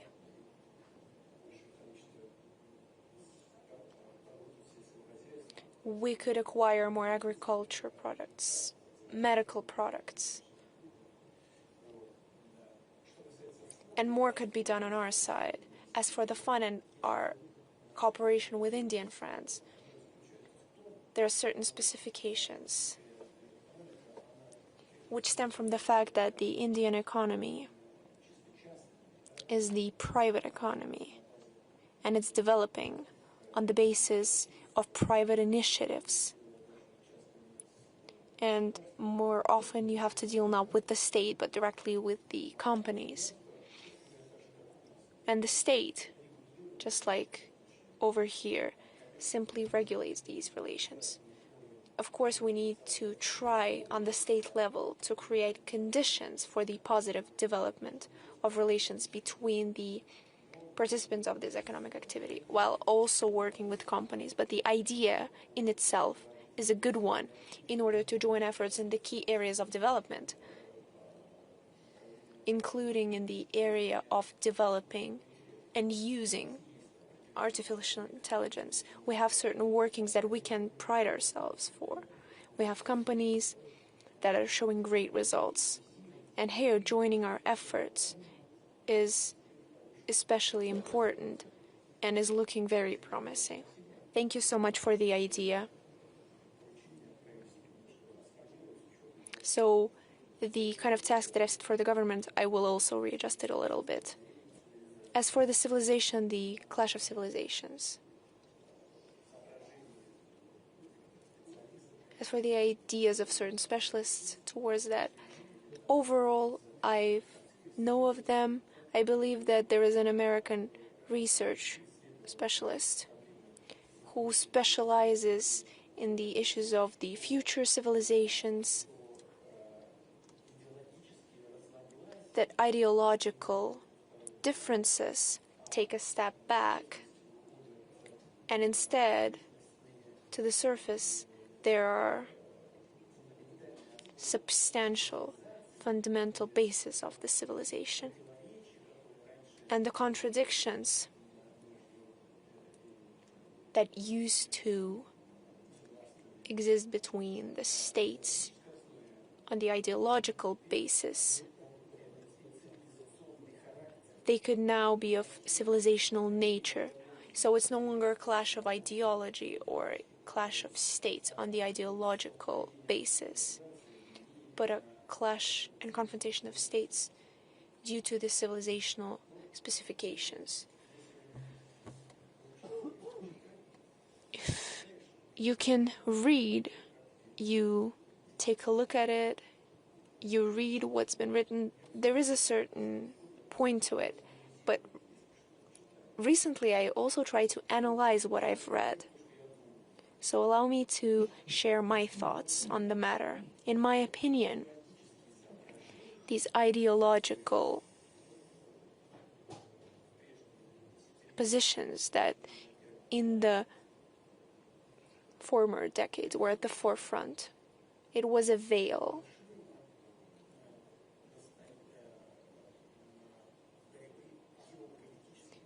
It was a veil for the clash of geopolitical interests. And geopolitical interests is a thing of more depth, and they're closer to civilization. The Soviet Union collapsed, and the Russian short-witted former servicemen of the Soviet Union that now we're one family, civilized family. We will hug each other, we'll kiss each other on the lips despite following traditional values, and we will move forward as one joined family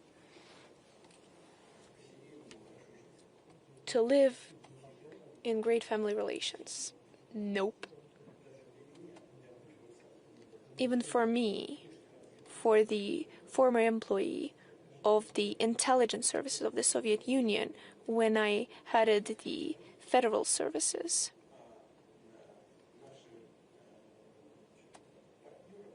our partners, as I used to say, support separatism, support terrorists and Al-Qaeda in northern Caucasus.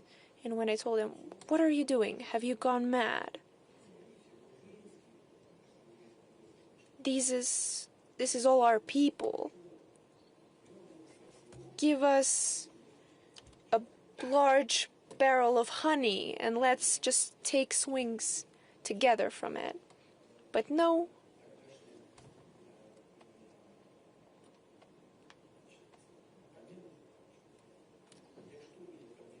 They were our so-called rivalries.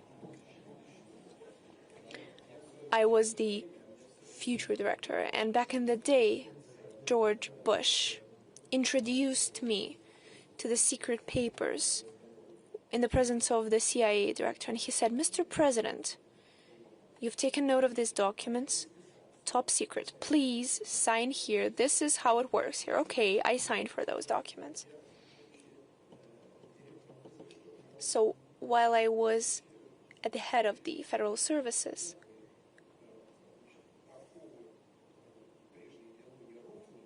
now that the former shackles of ideology have crumbled, what did I see?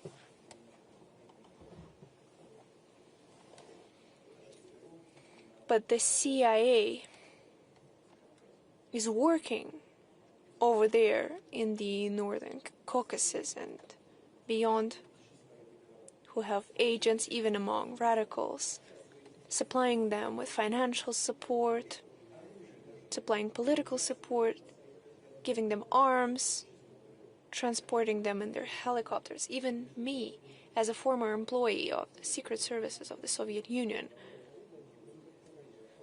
even I who have climbed up so high in the ranks, I was taken aback.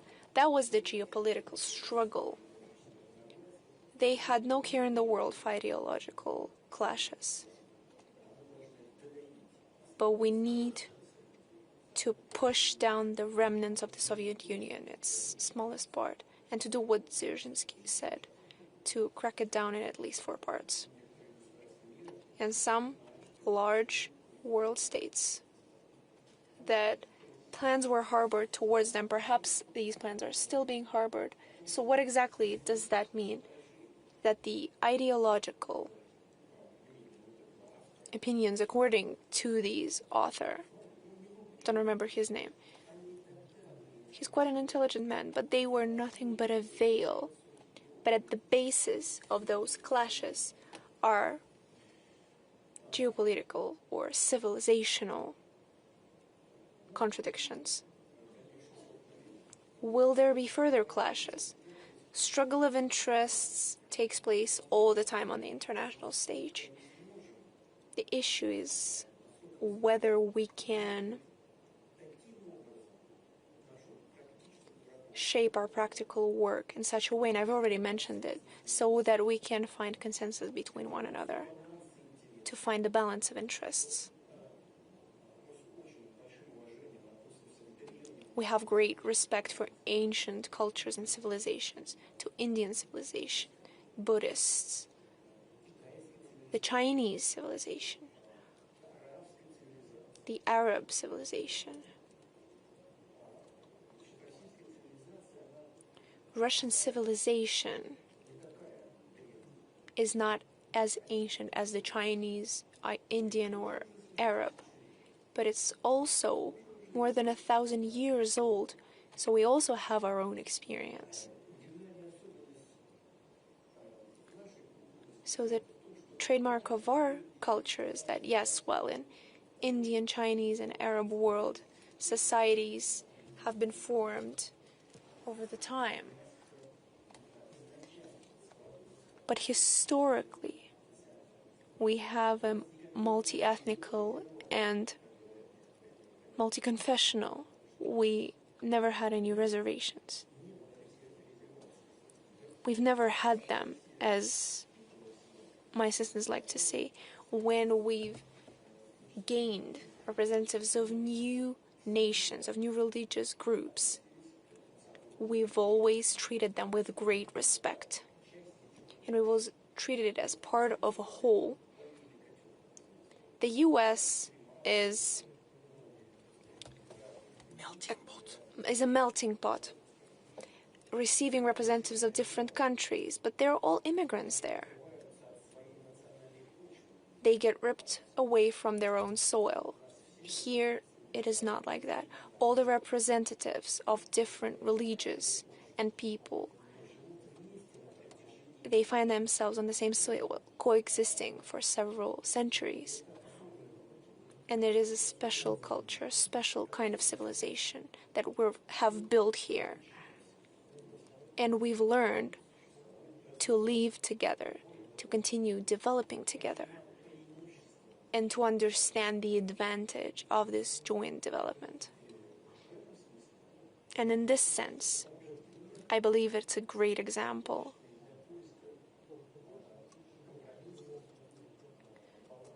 to find compromises and trying to establish balance between other civilizations as well. So yes, of course, contradictions may arise, they're inevitable. But if we stand strong and follow the path that Russia followed while trying to form a united nation, then we can always find a way out of any problems. Oh, so we're working for 3.5 hours. Probably we have to wrap up. I'm afraid the audience might hate me. We were on this side. Let's move over to this side, please.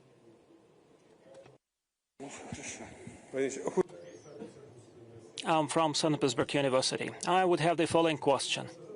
Some time ago, you made a very important initiative to prolong for 1 year the New START treaty with the United States.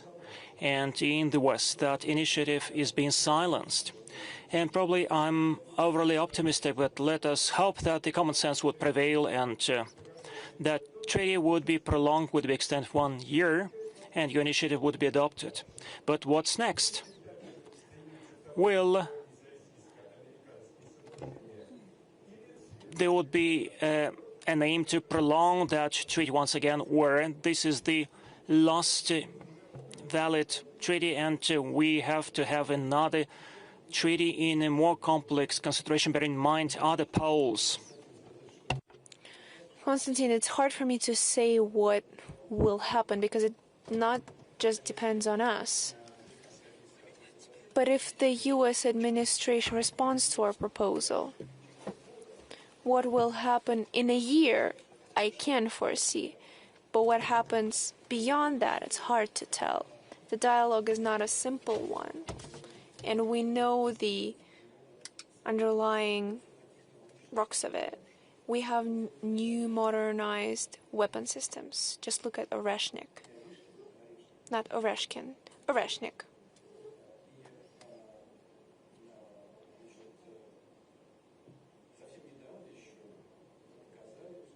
Just quite recently, we've shown that these types of arms are not strategic, but apparently certain U.S. experts are saying No, this is a strategic kind of arms.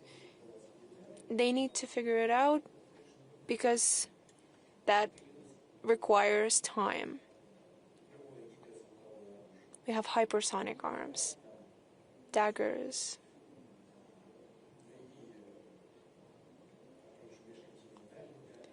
And the intercontinental range arms avant-garde. We could get new systems. We haven't forgotten anything from what we've planned. The work goes on. There will be results. That is the first part. The second part is the tactic nuclear arms. They mentioned strategic, but the tactical, it's a lot more powerful than what the US dropped on Japan, on Hiroshima and Nagasaki. This is a lot more powerful. It's tactical. Of course, there are still underlying issues here. We're not placing it anywhere. Aside from Belarus. But the US are all over the world, in Europe and Turkey. But we have more of it. So this has to be figured out. There are a lot of things left to figure out. If we know that there are people in the US who say that they don't need any kind of governance. Neither do we. Overall, we're okay. We are sure of our nuclear shield. We know what we need to do tomorrow and after that. But there is also an international aspect.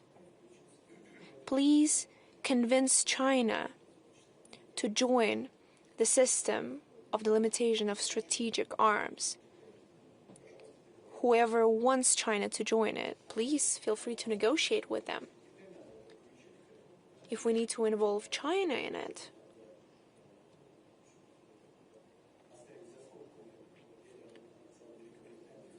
why are we leaving the French and the UK nuclear potential behind? They're the NATO members, by the way. They want to provide their nuclear umbrella for the whole Europe. So there are a lot of complicated details that need a detailed look.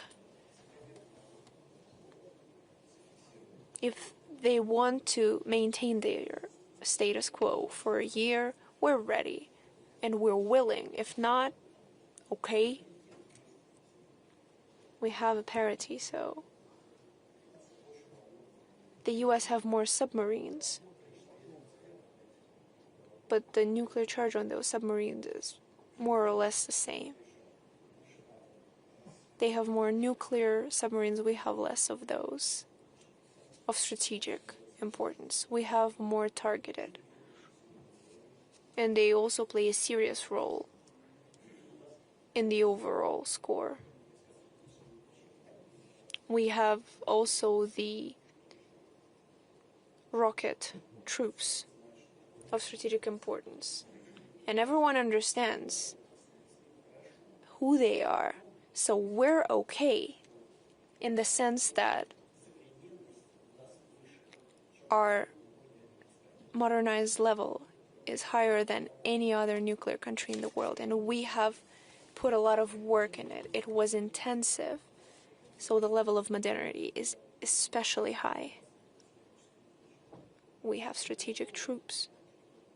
We're ready to take a pause, to take a break, together with our US colleagues, to work in that area, if there is any sense to that. If it's unnecessary, then no. But that is, when it comes to deterrence, the strategic. What about nuclear tests? Is it time?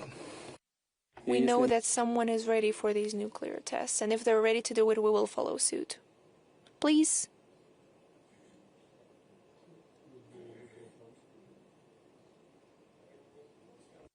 As a gentleman stood up, he can ask the question. Mr. President, I'm from China Institute for Innovation and Development Strategy. We're the organizer of Understanding China Conference. It's one of the leading platforms for international exchanges in China, with the blessing of President Xi, of course. We're now collaborating with the Valdai Club to promote the mutual understanding of China and Russia, which we believe is a matter of extreme importance.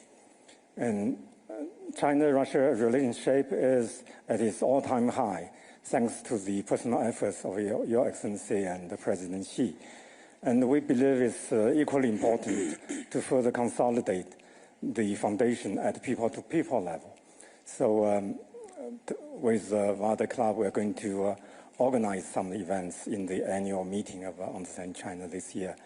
So, President, can you give us some advice on what we can do so that we can do a better job? And secondly, can you say a few words to the audience of the Understanding China Conference about the understanding of understanding of Russia? You have numerous friends in China, and they would love to hear your voice. But China is a big country. There are more people who need to have a better understanding of Russia. So a personal message from you would be of great help. Well, like not as a great leader, state leader, but as a brother to your Chinese sisters and brothers. Thank you.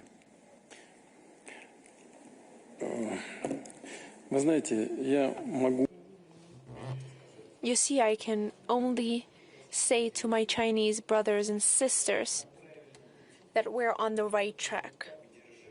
We need to stay true to it.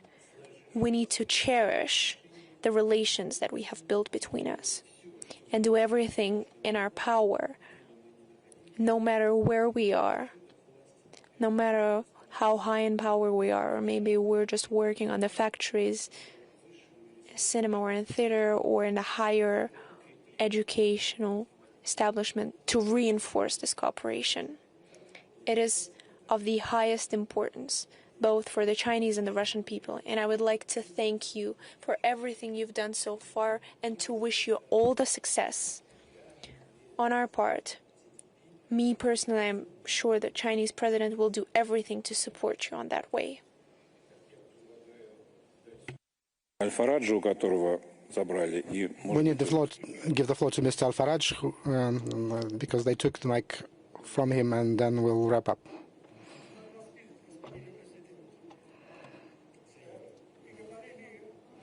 I'm glad to see you, Mr. President. Me too. You spoke about multipolar world. This is a very interesting question for all of us. We are the oil exporters, and we also import everything else that we need for development and for consumption. We are particularly interested in making sure there's free shipping lanes, and we also need to be able to export our oil safely and securely. Mr. President, this multipolar world in the future, can it ensure shipping is free and safe, and also in terms of energy supply for the entire world, considering the case with Nord Stream, so that it does not happen again? As for ensuring sea security, I already said it, and I would like to reiterate it because it's especially important. Our adversaries always demand that we abide by international law. On our side, we demand that they abide by international law. International law,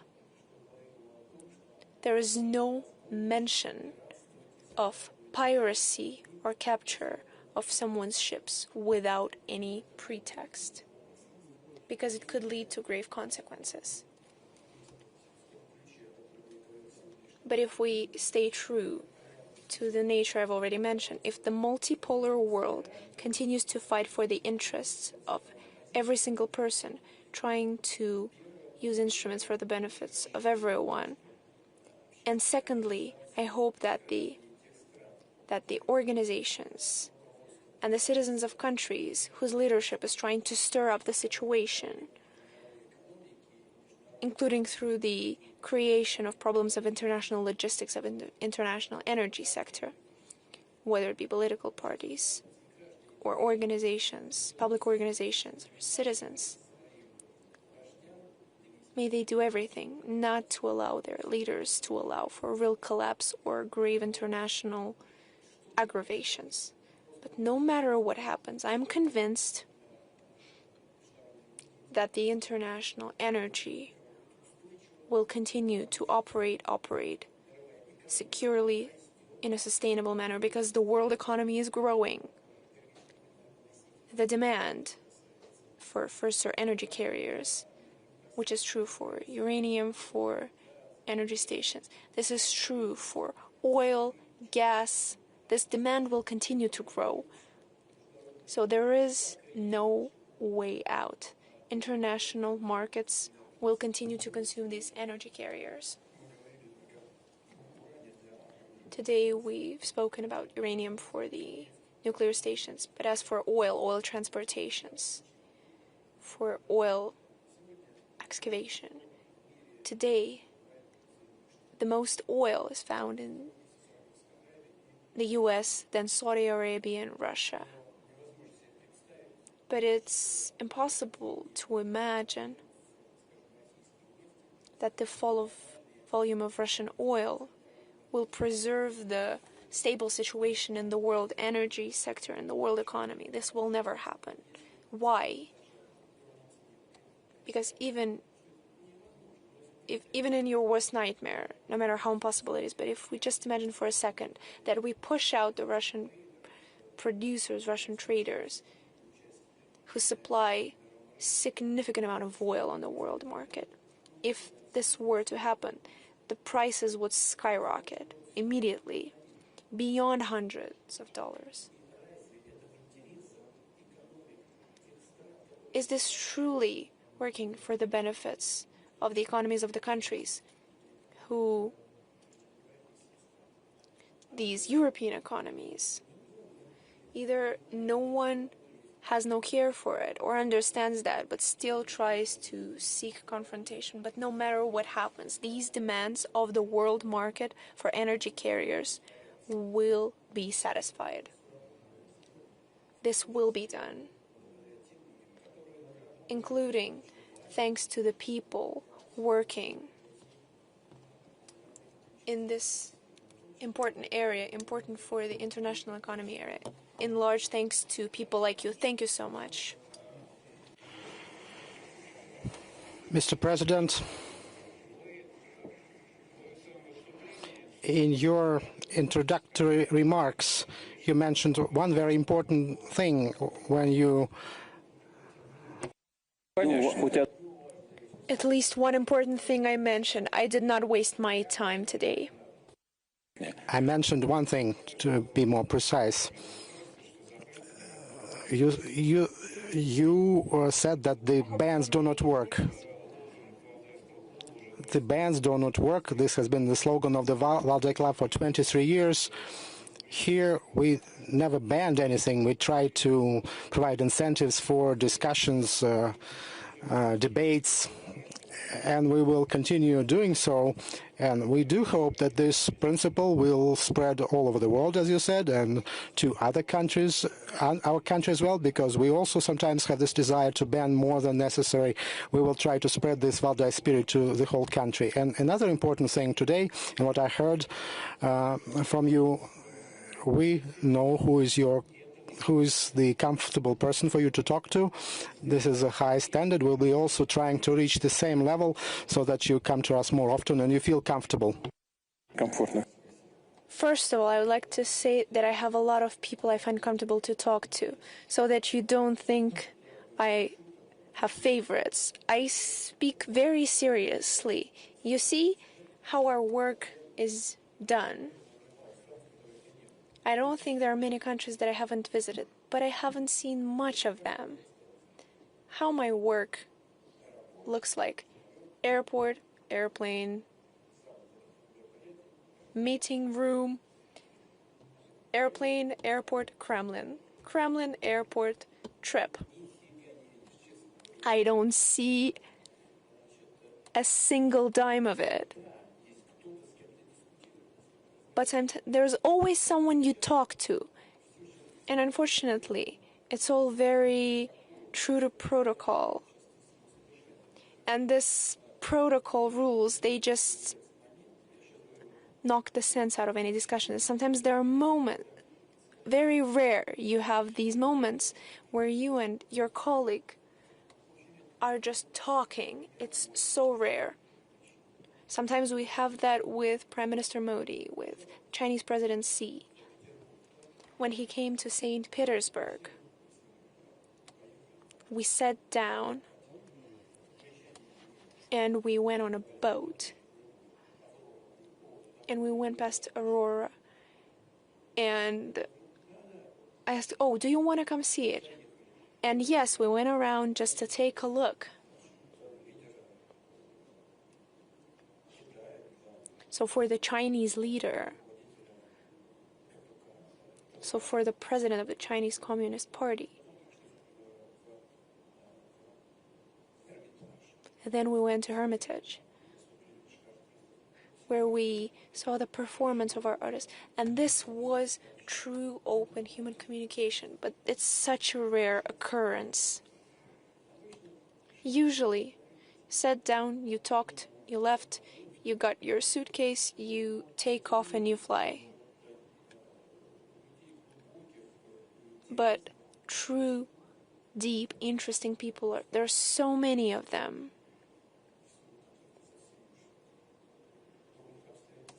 But due to truly unfortunate circumstances, they don't always find themselves in the position of power. So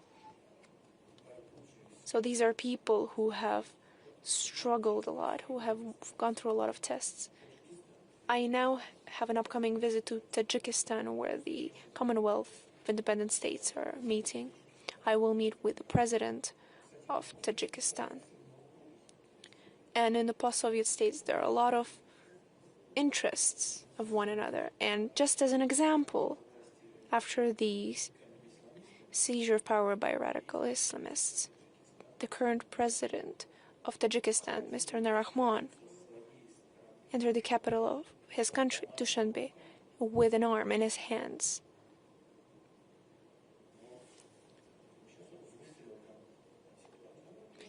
And now he has changed the situation. Of course, it's not easy. All of this to say that all of these people are so interesting to talk to, and of course, I hope that this community of people you can truly sit down and talk to will continue to expand, to grow. And there will be new ways of coming to agreements on the key issues of world development and world agenda. And the intellectual elite gathered here today will continue to assist us. Thank you so much. Thank you very much indeed.